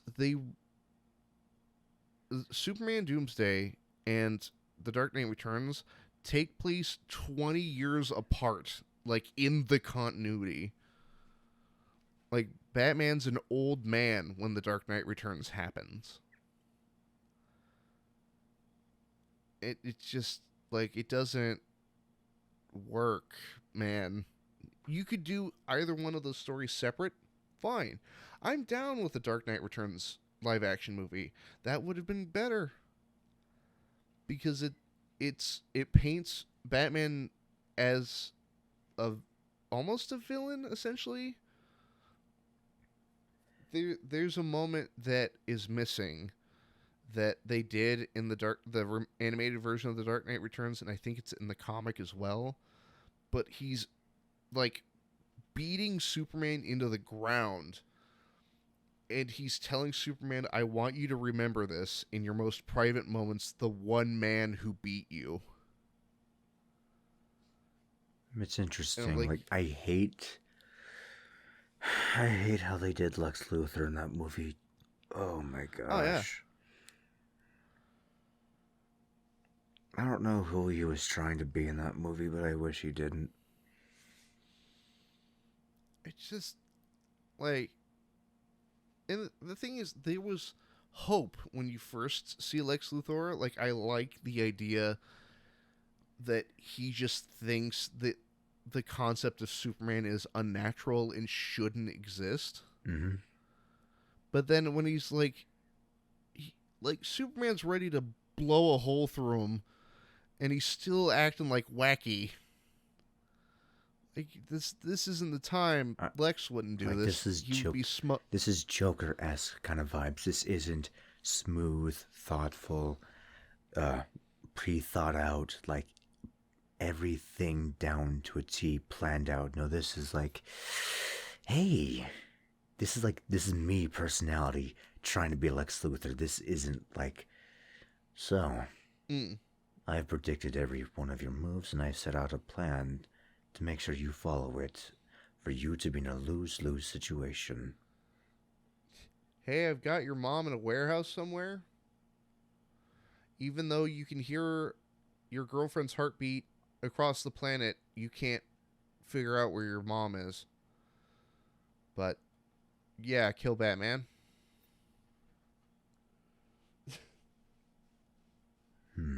And the thing is, I think Lex Luthor should have been removed from that movie. Oh, absolutely. Well, no, I love that version of Batman's paranoia in regards to Superman. It feels like Lex Luthor was forced into the movie. Mm-hmm. Like nothing about it felt natural plot-wise to the story at all. like, well, that in the commercials for that movie made it seem like it was going to be something else entirely. Like it made it look like so what the idea that what Batman's afraid of and what's presented in the marketing for the movie is that Superman Clark Kent, Kal-El of Krypton, starts to see himself as a godlike being amongst men. And that is terrifying. I mean, it's not unreasonable considering after watching The Boys, like, them being complete assholes and feeling superior, at least a number of them are, compared to the rest of humanity. And Exactly. My Hero Academia heroes are put up on a pedestal and being perfect. And spoiler alert for My Hero Academia. In the latest chapters of the manga, the heroes failed and the villains are on the rise and society's in complete chaos, and the heroes are now being seen for what they are, and even as they continue trying, they're still being hurt by the citizens they're trying to protect. Hmm. But in this one, Batman's fear is completely justified. Yeah. And what's funny is that fear isn't new to the movie. It pervades all of the comics in which Superman and Batman interact. And there's a quote that's always stuck with me where he's fighting alongside Superman. They're fighting these clones of their villains. And Batman is Batman. He's a guy. He's a person. And he's fighting them hand to hand, doing what he can. And he looks over and, like, Superman's tearing people in half. And he says, it's an interesting dichotomy. Among all of us, Clark is the most human, but then he rains fire from the skies, and it's hard not to see him as a god. And how fortunate we are that he doesn't realize that. I think I liked his last comment in Man of Steel. He was raised in the U.S., born and raised, I forget what state he said. Kansas. I was raised in Kansas. Yeah. So you're just like, okay, he's technically basically American. Well, it's funny you mention that because a version of that sentiment is one of the more terrifying lines from Watchmen. After Dr. Manhattan's created, they say on the news, the Superman is real and he is American. And they shouted, "Save us." And I said, Whisper. No. That has to be my favorite line from that movie. Mine's, I have walked across the surface of the sun. I have seen events so small and so fast they could hardly have said to have occurred at all. The world's smartest man poses no more threat to me than does its smartest termite. And you, Adrian, you're just a man. Just like, God. Dude, he is terrifying. Yeah. And the fact that people, like, the American public in that universe put so much idealistic hope into Dr. Manhattan, who could give less of a shit. Mm-hmm. I don't even know what his name was, but the character with the smiley button and the blowtorch, he was my favorite. The comedian. It's weird. He's called the comedian, yet he is the most mentally broken out of all of them. Oh, yeah.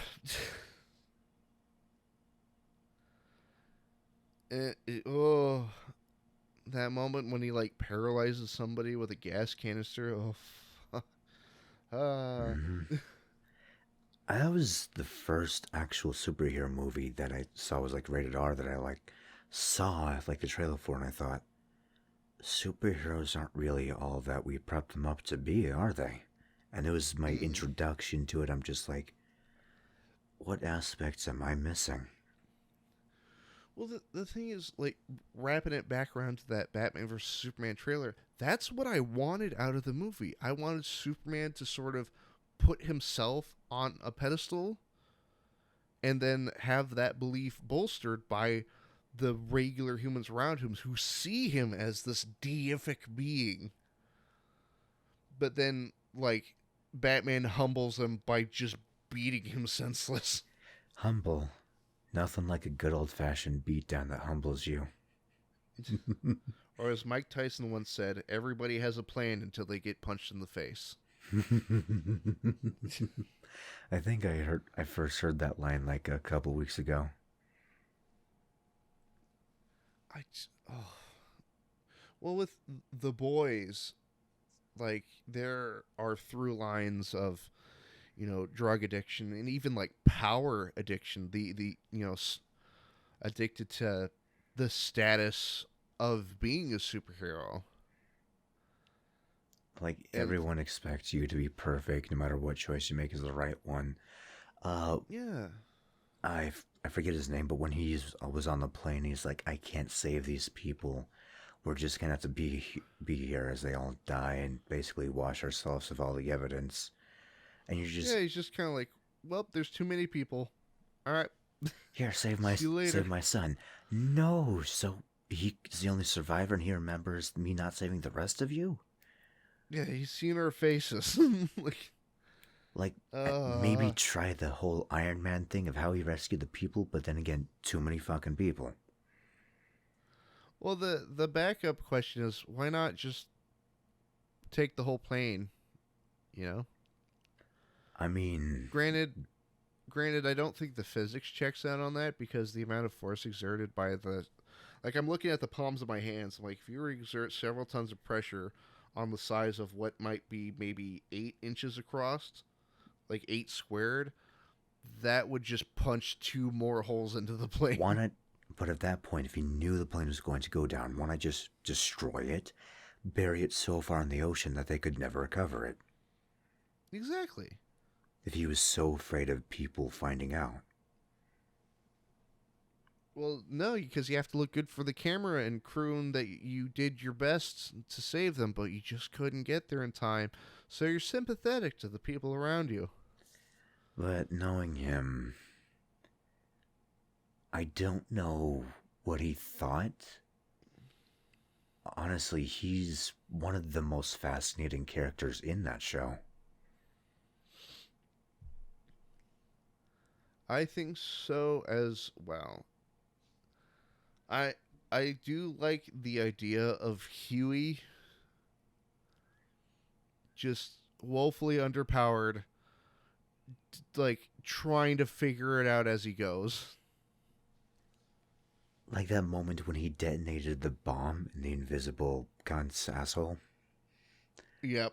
And that's the moment where he realized he has more power than he realizes, as powerless as he is.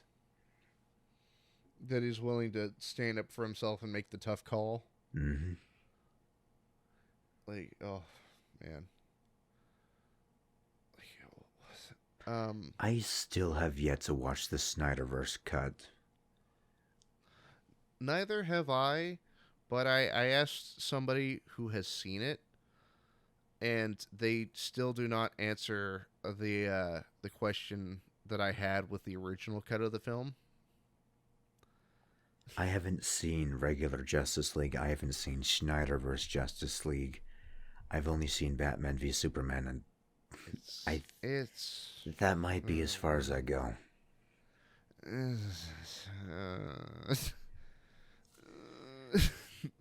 If you're like me and you're a stickler for the details, then Justice League is a rough time.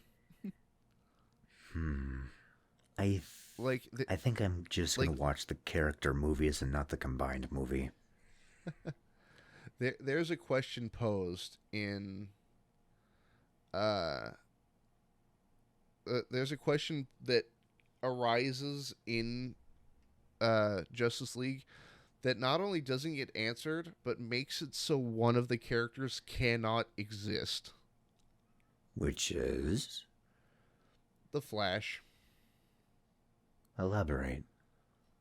They do not show how he gets his powers at any point in time.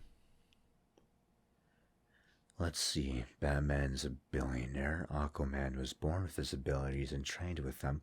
Plus, Aquaman is the best movie out of all the main movies in the JCU. Sure. Wonder Woman, she's born a goddess. Yeah. Let's see. Cyborg, he had an accident, which basically gave him his robotic powers. And Yep. this Barry has been declared to not be the same Barry to the universe. I mean, to the TV show. Yep.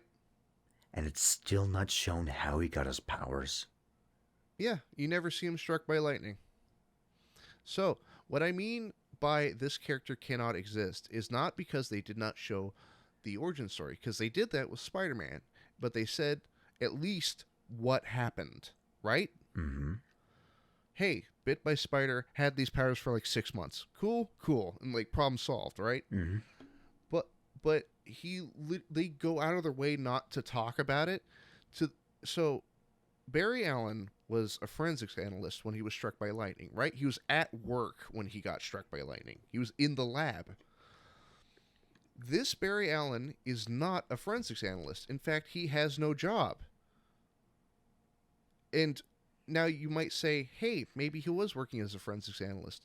No, in fact, at the end of the movie, he holds up an acceptance letter to become a forensics analyst to his dad who was in prison. Hey, Dad, look, I got the job. The minute I saw that paper, I'm like, how the fuck did you get your powers then? Where? Then the Barry's just like, yeah, the Speed Force. And then they take off in Batman's Lamborghini. There is a theory I've thought of, basically. It's called the universe ripple effect.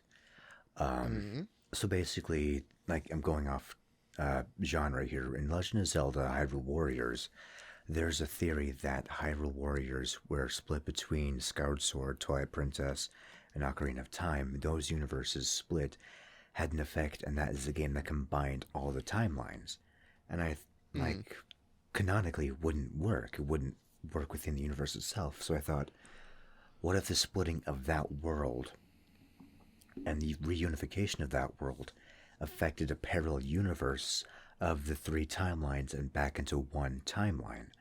What if that theory also applies to this DC universe, where a ripple effect gave him his powers, but he doesn't know how?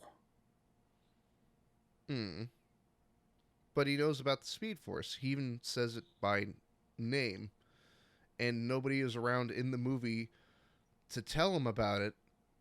He literally meets Bruce Wayne and goes, yeah, the Speed Force, and then they leave. That's and I'm not even exaggerating. That's the structure of the scene. Oh shit, Batman's Bruce Wayne. Batman's like, I need a team. He's like, sick. Also, Speed Force, and then they leave. I wonder, like, there are so many answers and things found out because of people dream about them. Or he just tried to coin the phrase Speed Force. Either way, it is very unexplained, which is irritating. Yeah.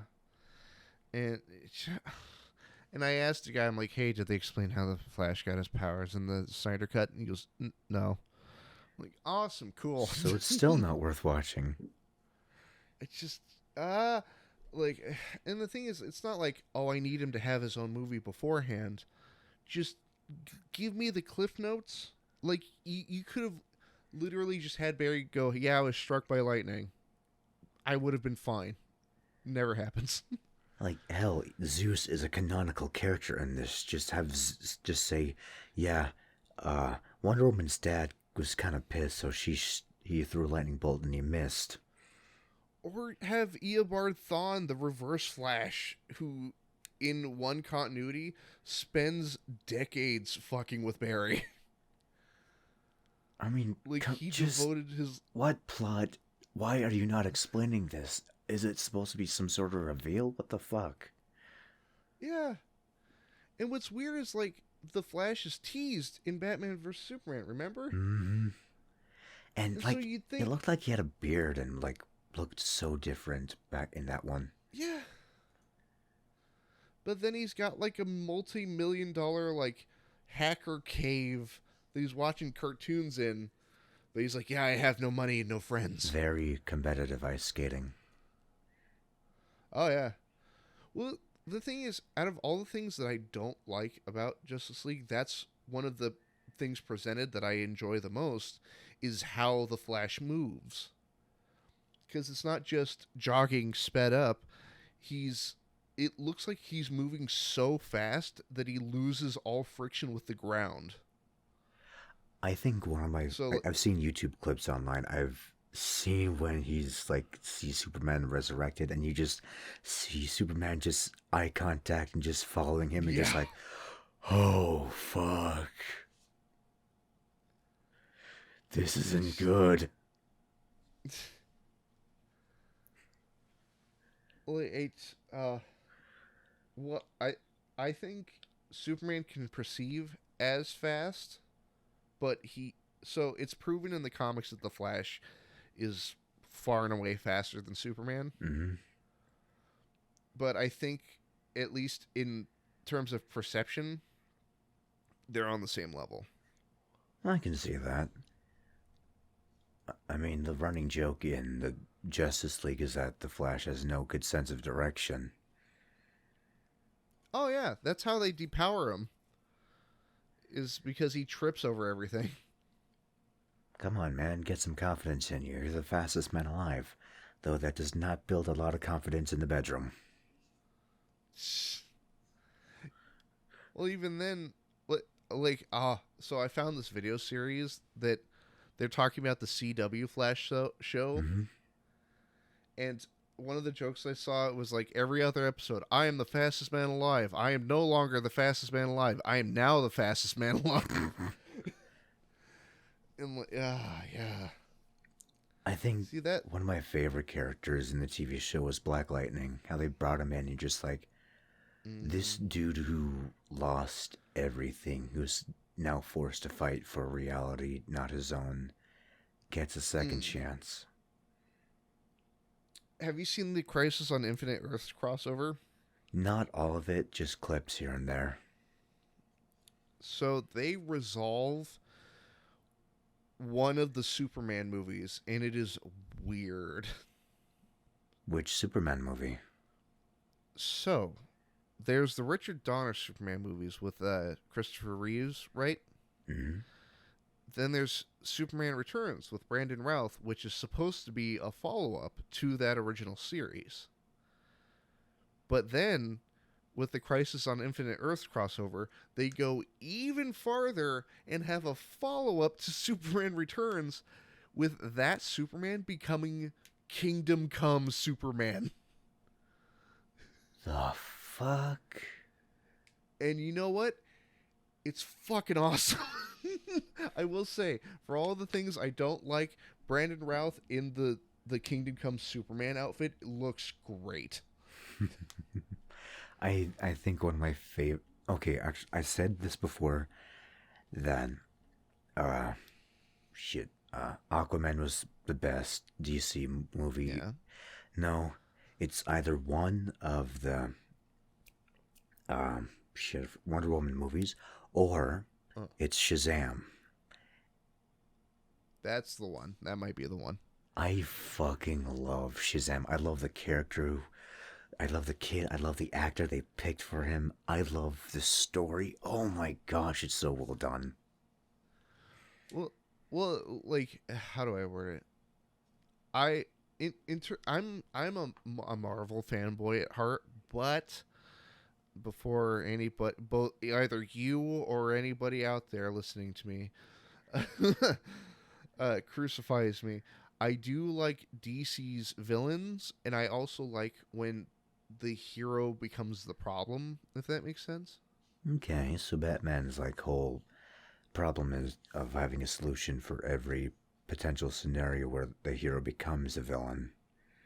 Yeah, and like I'm of the opinion that like most evil Superman versions are cooler versions of Superman. Story-wise, I can agree. However, I would not want to live in those worlds at all. Oh yeah. Oh yeah. Oh god, are you kidding me? Yeah. But That's a death uh, sentence.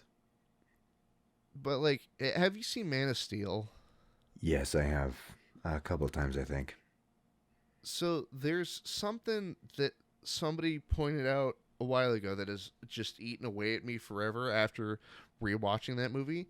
Superman technically commits genocide in that movie. Technically, but it's not on purpose. It's on purpose. It's not. I'm not talking about the leveling of Metropolis, Technically, which is but it's not really on purpose. no. He exploded Kryptonian babies, millions of them.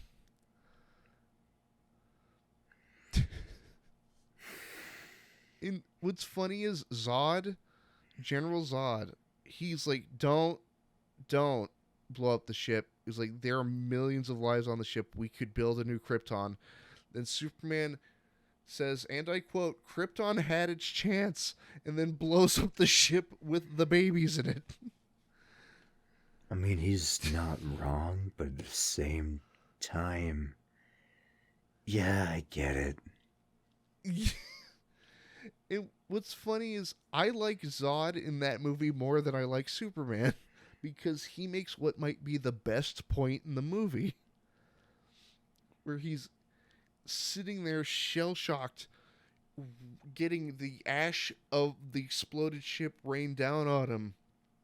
And he says, I live to serve Krypton. That is the reason for why I was born. And every action I take, no matter how violent or how cruel, is for the good of my people. And now I have no people. Like, oh, damn it.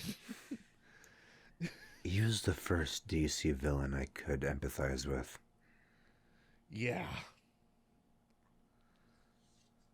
I don't hate him, but I don't love him. He's one that has definitely earned respect. Oh, yeah.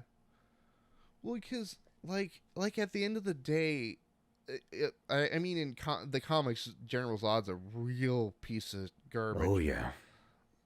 But, like, in that movie specifically, he's just doing what his entire society has told him to do: preserve Krypton, bring it back in the event of its downfall. Not to mention the actor who played him did a phenomenal job at that. I will find him. uh well, like I felt like there could have been a weird compromise. Like Superman could have went like, "Hey, let's find you a different planet in a different solar system." Maybe Pluto. I mean, it's no the longer a planet. The farthest from the sun. Hey, if they're gonna terraform it anyway, might as well pick Mars. Yeah, there you go. Just get your ass to Mars. Just do the work for us. Or Mercury, closest to the sun. Yeah, nothing like the sun to make him super powered. That's not gonna turn out bad. I mean, you know, laser eye those babies. I would definitely say pick Mars because it's further away from the sun. They would be able to absorb the sun's power more gradually if they ever decide to visit Earth. They wouldn't have that strong of a power boost as Superman would, since he's been absorbing the power for years. Or drop them off on the other side of a red sun. The red sun?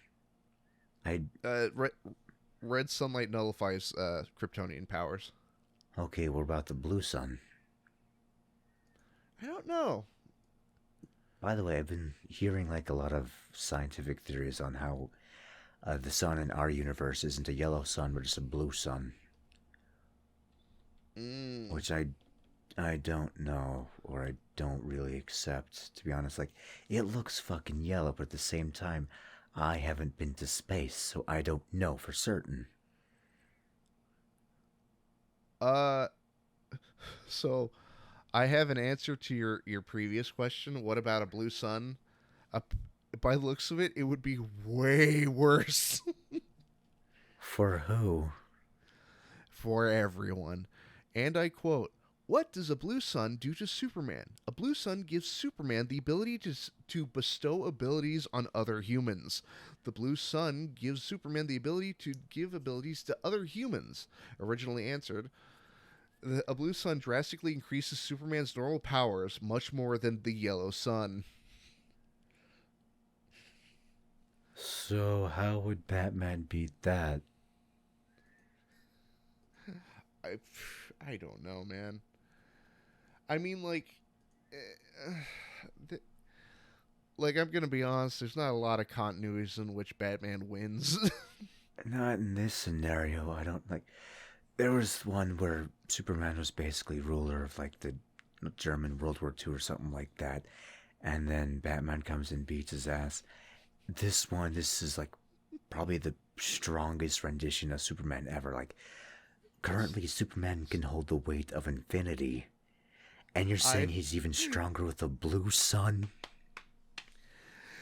What's fun? It's God. It's weird that you mentioned that because that Superman, what you were referring to, is the Red Sun Superman, not like the sun being red, but the communist Superman, essentially. Uh, but it's he lands in Soviet Russia and is raised under those beliefs, under communist beliefs, and Batman loses there too. Like unbelievably hard he loses. Oh, fuck. Yeah. He loses so hard that a belief system is built around Batman, and then those people who share those beliefs become subjugated under Superman. It's so, like, hopeless. It's awesome. Oh my gosh. And it's funny you say that because I have an action figure of him. I'm staring at him right now. Oh my god. I think I only have like two action figures. I have a mini action figure of Deku from MHA, and I have the amiibo of Wolflink and Midna. Those are the Nice. oh wait, and like a 15 statue of Scoured Sword Link. Those are like the only ones that I have. Nice. I've been slowly picking up more and more figures as time goes on, but I have like a lot of Predator figures. I had like an 8-inch figure of Ezio Auditore da Firenze from Assassin's Creed Revelations. And I have Connor Kenway. hell yeah. And I had a figure of the Predator as it was like mid camouflage, like parts of it were clear, the other parts were like grayed out. And a couple years ago, I thought, you know what? If I ever move out, these probably aren't going to be a priority. So I gave them to my nephews, and they love the hell out of them. Okay. I was waiting for like it's broken. Let's go. No, like I want to share with them my love of video games, and one of those ways is giving away figurines and like toys and shit. Like, yes, they're collector's edition, but I'm not that kind of collector person. Mm-mm. I don't like to leave them on the shelf. I like to actually use them. You say that as I'm like staring at one of my favorite figures. I'm like, I'm not gonna play with that, but I'm gonna look at him. Coward. Dude. I have a like I got it for my birthday. It was a very nice birthday present. It's one of my favorite figures in my room, but it's Bizarro Superman. Ooh. I love Bizarro. He's one of my favorites. That one is an interesting one. If I want to voice him at some point. if I were to have any figures that I would ever desire, two figures I think of instantly. The one, there's a statue of Vasta Lorde Ichigo Kurosaki fighting shit Ukiura from Bleach, and they're both in their like ultimate forms fighting each other, and the statue Oh yeah. is fucking gorgeous. I'll have to send you a picture. And the other statue is a statue of Twyla Midna from Legend of Zelda Twilight Princess. If I were to have Mm. any statues, those two would be it, and I would be beyond happy. I'd be so excited. Well, like so you know how it is with like different comic book artists and how they do different like costume designs for different heroes. Hmm. So, have you ever heard of Alex Ross? I don't believe I have. He does very realistic renditions of heroes. His artwork's beautiful, but he made what might be my favorite version of Bizarro because he looks all like fucked up, but he still has like the size and stature of Superman. And like his costume isn't in tatters. It's like a pristine, nice costume, but it's all like discolored and like the S is backwards and all that. Shit, what happened? Oh, he's a failed clone. That's what happened. By the way, But it's not an S. he's In my world, I've it got means him. hope. Well, here it's an S. That's my favorite part. Oh man. So, you know the Injustice games? Yes, I haven't played them, but I'm very aware. So there is a comic book series that covers the span of time between the start of the story and like where it's currently happening. Hmm. Um, and like just Superman becomes a tyrant. It's nuts. But Bizarro gets created, and they actually explain why the S on his outfit's backwards, and it's super simple, but I love it. He gets found by like this, this. I think it was like a German farmer, because like Bizarro escaped and like crash landed out in Europe, Hmm. and this guy takes him in, and Bizarro can barely talk. He refers to himself in like the not. He doesn't say I. He says me. Me am Bizarro. But they're watching the news and they're seeing like Superman has taken over the entire United States and most of North America, and all this, and the fellow who found Bizarro was like, "You look just like him." It's like, that's crazy. And Bizarro becomes obsessed with the idea of that he is the real Superman, and so he has the guy make him a suit, like just sew him together like a pajamas type suit. And he's looking in the mirror and he's like posing and all happy with himself, but he's staring in the mirror and the S is backwards to him in the reflection. And so he tears it off and hands it to the guy. It's like, backwards. What the He's like, all right, I'll fix it. And he sews it on backwards so when he looks in the mirror, it's right. Oh. If I could choose two DC characters to voice ever, it would be either Bizarro or the Reverse Flash. If I were to pick two characters to voice, the first would definitely be Joker.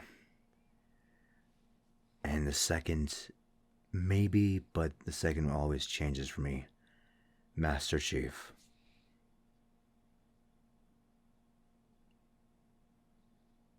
Okay, yeah, I can see that. Like I left a file, an MP3 file in the Among Us server. I don't know if you're a part of it or not, but basically it's a file of my hysterical laughter. Uh, And there's a saying, whenever I play hide and seek on Among Us with people, you'll know if I'm imposter. I'll start laughing. And I can do a sick, killer, Joker-esque laugh. I won't do it now because there's people on the other side of the wall, asleep. I. Oh my god, I so badly want to do the Reverse Flash because, like, whenever I read a comic, the way I hear him, like he doesn't have have like a deep booming voice or something like that. There's I don't know the voice actor's name, but they did an animation for like Flashpoint Mm-hmm. and a story called Hell to Pay, and the voice actor who plays him in that, like, I think is the perfect voice for him because it's not deep, it's not loud, it's just like, it was me, Barry. I did it. Look what you did. That is quite a unique voice. Like, it doesn't always have to be like booming, legendary, announcerish, but it's subtle with its quality. Yeah. Well, it's weird because they removed that line from the comics because Flashpoint is the Flash's fault. Like, the Reverse Flash had nothing to do with it. Mm-hmm. But he shows up just to give Barry shit. Like, he kicks his ass, and then he, like, points back to all the heroes, like, killing each other. He's like, look what you did. Sometimes in your pursuit to try to change the past, you end up causing a worse future. Oh, yeah. He causes, like, a world-ending event. It's bizarre. Although it does create a cooler version of Batman. Like, it's... Yeah. Any better See, version of Thomas, Batman how- makes it worth it. Like, what's the term? Like, have you read the Flashpoint Paradox? I have not. You're going to find out that I don't read comics that much. I read manga more than comics. It's okay. So, the Flashpoint iteration of Batman isn't Bruce Wayne. No? It's his father. I think I remember reading this somewhere, actually. Maybe it was a TV show. I remember his father becoming Batman. Well, so what the Flashpoint event is the Flash goes back in time to try to save his mom. And in doing that has caused a ripple throughout time itself and sort of nudges events kind of off kilter, if that makes sense. So it's not like, oh, this character changed slightly. It's like, no, somebody who was supposed to die didn't die. And in the case of Batman, Bruce Wayne was shot, but Thomas and Martha Wayne survived. Yeah. I remember hearing about this version before. I think one of my favorite Batman stories is when they go to the future and see their future selves, and Batman finds old man Batman. You're just like, this is great already. Dude, Terry McGinnis is one of my favorite Batman. Like, he's the Batman of the future. Oh. Well, like, I like him more than Bruce Wayne Batman because he makes mistakes and actually learns from them instead of, I figured everything out. Yep. It's like, oh god, I messed up. And then Bruce Wayne's like over the phone like, we'll figure it out. I remember this one scene where like Batman's holding a dude over the building. Start talking. My arm's getting tired. And then you just see old Bruce Wayne grab him, throw him back on the building. Can't believe I was that green. Grabs a crowbar, starts walking towards him. And then he starts talking. Interrogate someone. Oh, there's a moment in the Justice League series where I think they're fighting like Dr. Light, I want to say his name was, or something to that effect. And everybody's trying to get information out of him, like the Flash and Superman and all this. And then Batman goes, give me 5 minutes with him. And then grabs him by the collar and walks him away. And the Flash leans over to Superman. He's like, you can hear what he's saying, right? What's he saying to him? And Superman just goes, you don't want to know. and then Batman walks back alone, and he's like, "They're meeting at the museum at 11 p.m. today." Just like, oh shit. What the fuck did he say? What happened? And even Bruce is like, What? you don't want to know. Yeah. Even Superman, Paragon of Virtue, is like, I'm not gonna talk about that one. He probably walked him away and then told him his entire like family lineage. Knowing who he is, probably that's it. Yeah. I, Dude, his Batman's plan to beat the Justice League is so fucked up. but it's justified.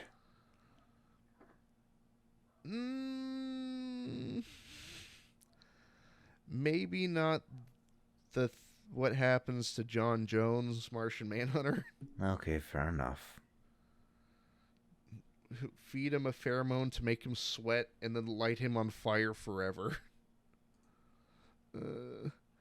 Although that plan exposes how terrible Hal Jordan is as a Green Lantern. Mm-hmm. Like, I like the Green Lanterns, but Hal Jordan is No, the worst. there was plenty of other better people chose to be Green Lanterns. He's a pompous, overprideful prick. Well, it's not only that, but his willpower, like, the plan to defeat Green Lantern was to make him give up being Green Lantern, and it took literally 2 minutes for it to happen. Mm-hmm. Like he walks into a cave and there's a hologram of a lady he failed to save going, "Hey, you let me die." And he goes, "Ah, shit, you're right. I don't deserve to be a Green Lantern." And then spends the rest of the movie just crying in a cave. Yeah, I can see that. Batman's It's just, kind of a dick. oh yeah. Make Wonder Woman fight until her heart gives out. Ugh. So, At the expense of civilians, too, which is the worst part. is there any way that someone has been able to take these plans of Batman and use them against the Justice League? Oh yeah, there's an entire movie about it. That's where I saw it. I just remember Wonder Woman fighting so many of the Chitira. Yep. It's essentially force feed her a hallucinogen that makes her see Cheetah everywhere. So she will fight until her heart gives out. I forget what they did for everyone else. I just remember, like, Cyborg walking to her and she's like, "You're the head cheetah, aren't you?" And just like, oh, this ought to be good. No. Wonder. Well, like, Batman's was rough. It was get buried alive with his parents.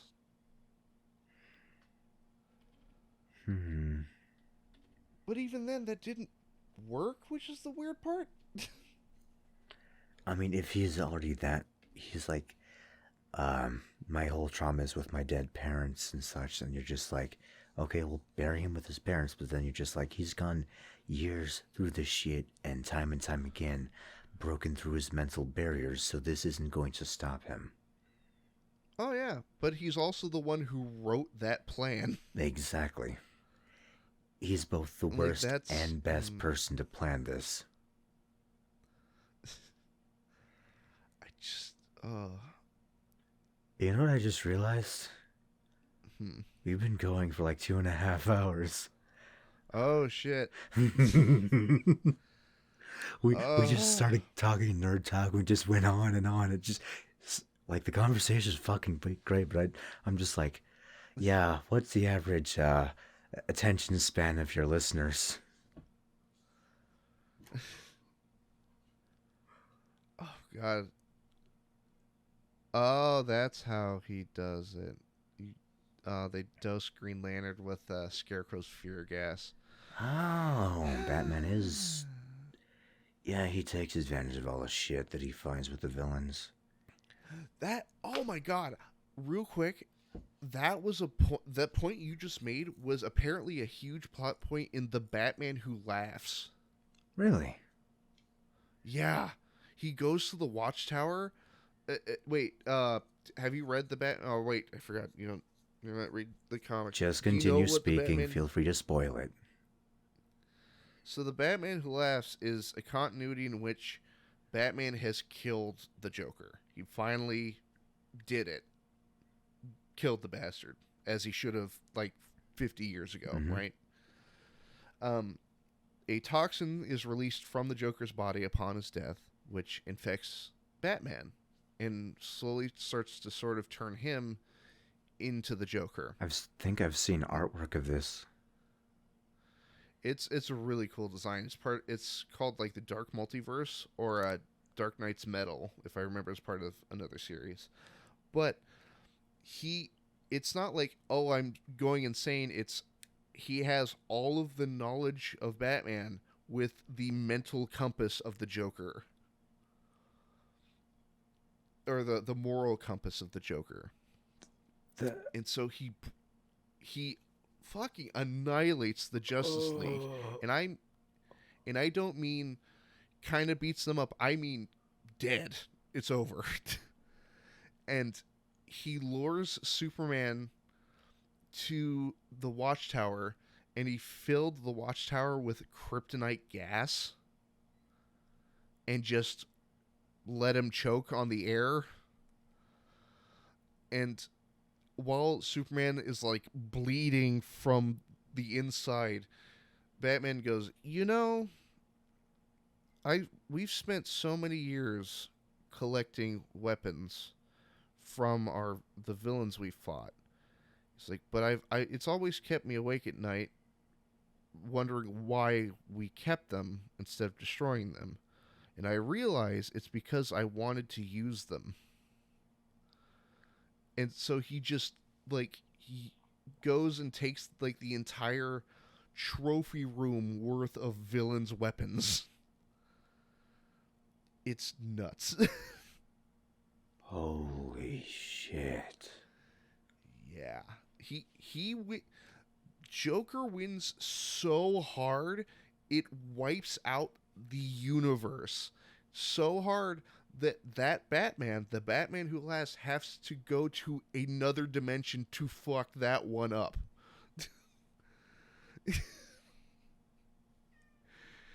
Why? What I'm saying is you should read comic books.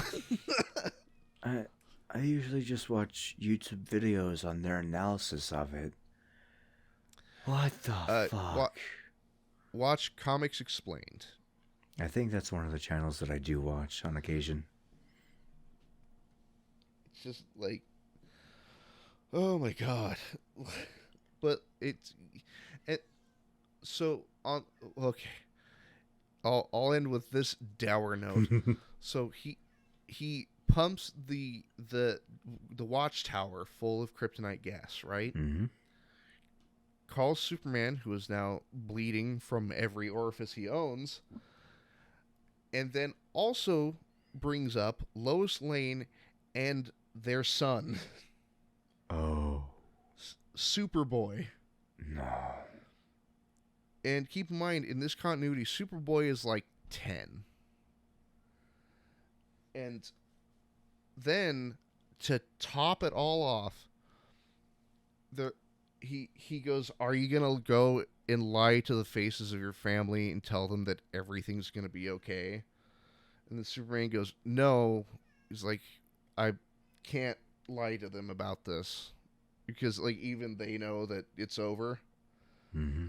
And then Batman, making it worse, like, throws a piece of black kryptonite at him. For those of you at home who don't know what black kryptonite does, it drives Kryptonians insane. And I don't mean like, ooh, I'm crazy insane. I mean bloodthirsty insane. And he throws that at Superman and his son with Lois Lane present. Oh, no. Yeah, so... Yeah. It's, And he enacts what might be the smarter plan in terms of, like, villain plans. He calls the entire Bat family to the cave while pretending to be, like, okay and fine. but he goes, they're trying to like figure out a way to help him. Like he's explained that he's been infected and all this. Mm-hmm. Like, well, maybe we can figure this out. And he goes, well, the real reason I called you here was because if anybody were to figure out that there was something wrong with me, you people would be the first, and then you would tell everybody. So I can't have that. And then proceeds to shoot all of them. What the fuck? It's yeah. That's Nightwing, that's Batgirl, that's Robin, that's Alfred. Yep.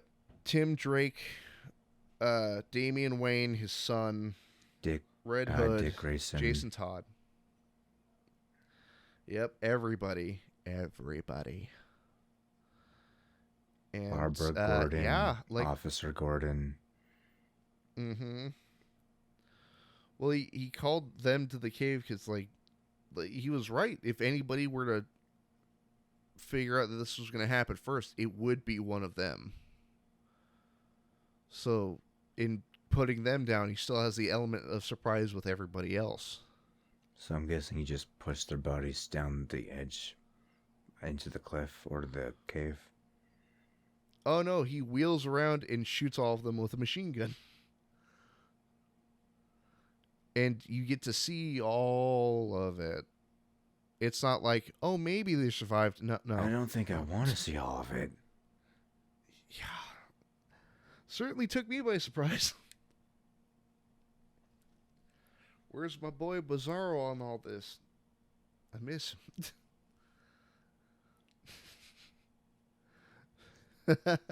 Yeah. Okay, I don't want to ask anymore because I kind of want to hear the story on my own now. Do it. It's, yeah. Oh my gosh. The darker minds of the DC universe. Uh-huh. Holy shit. There was also that time in the 80s where the Justice League, like, lobotomized somebody. I don't think I want to know.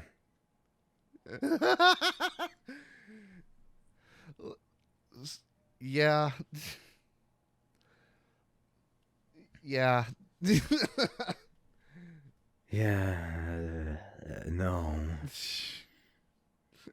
But I think with that horrifically somber note, we will call this interview to a close. The interview was just derailed to comic book and high school and video games and anime and manga talk. Hey man, it's par for the course. Honestly, the better the chemistry, the better the conversation. Exactly, right? But I have one last question for you before we close out today. All right. Shoot.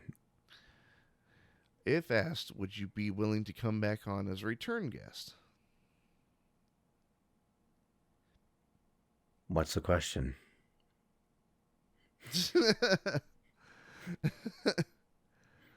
Did I cut out for you? No. You said if you were asked to come in, but I didn't hear any question. Oh, would you be willing to come on as a return guest? Oh, absolutely. Nice. I did cut out. Okay.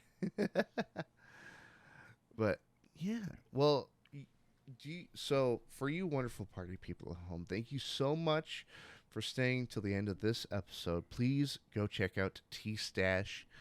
There will be links to his channel down below. Do you have a video that you're particularly proud of? Let's see. I released my first music on my channel, but I cringe every time I see it, so I would suggest my first upload, which is I Work for the PFBI Part 1. Nice. And there will be a link to that in the description below this video, you wonderful party people at home. Thank you again, Tee Stache, for coming on. This has been a blast. Thank you for inviting me. I quite enjoyed this conversation, as horrifying it might have been. Oh, yeah. It went from like, haha, fun high school, blood on the walls, also Batman. Yeah, nothing like DC Comics to sour or better the mood. Oh yeah. Uh, Whatever you do, don't look up the Marvel Ruins series. That's also another gruesome. Yeah, yeah. Don't tempt me. um, mm. But thank you again, you wonderful party people at home. If you would like to consider supporting this wonderful show, make this show possible by viewers like you, much like the public broadcast service, consider checking out the Patreon. Maybe subscribe, maybe like the video if it's up to you, or leave a comment on who you'd like to see on here next. And with that, this has been Demasked. My name is Fresman, and I will see you next time.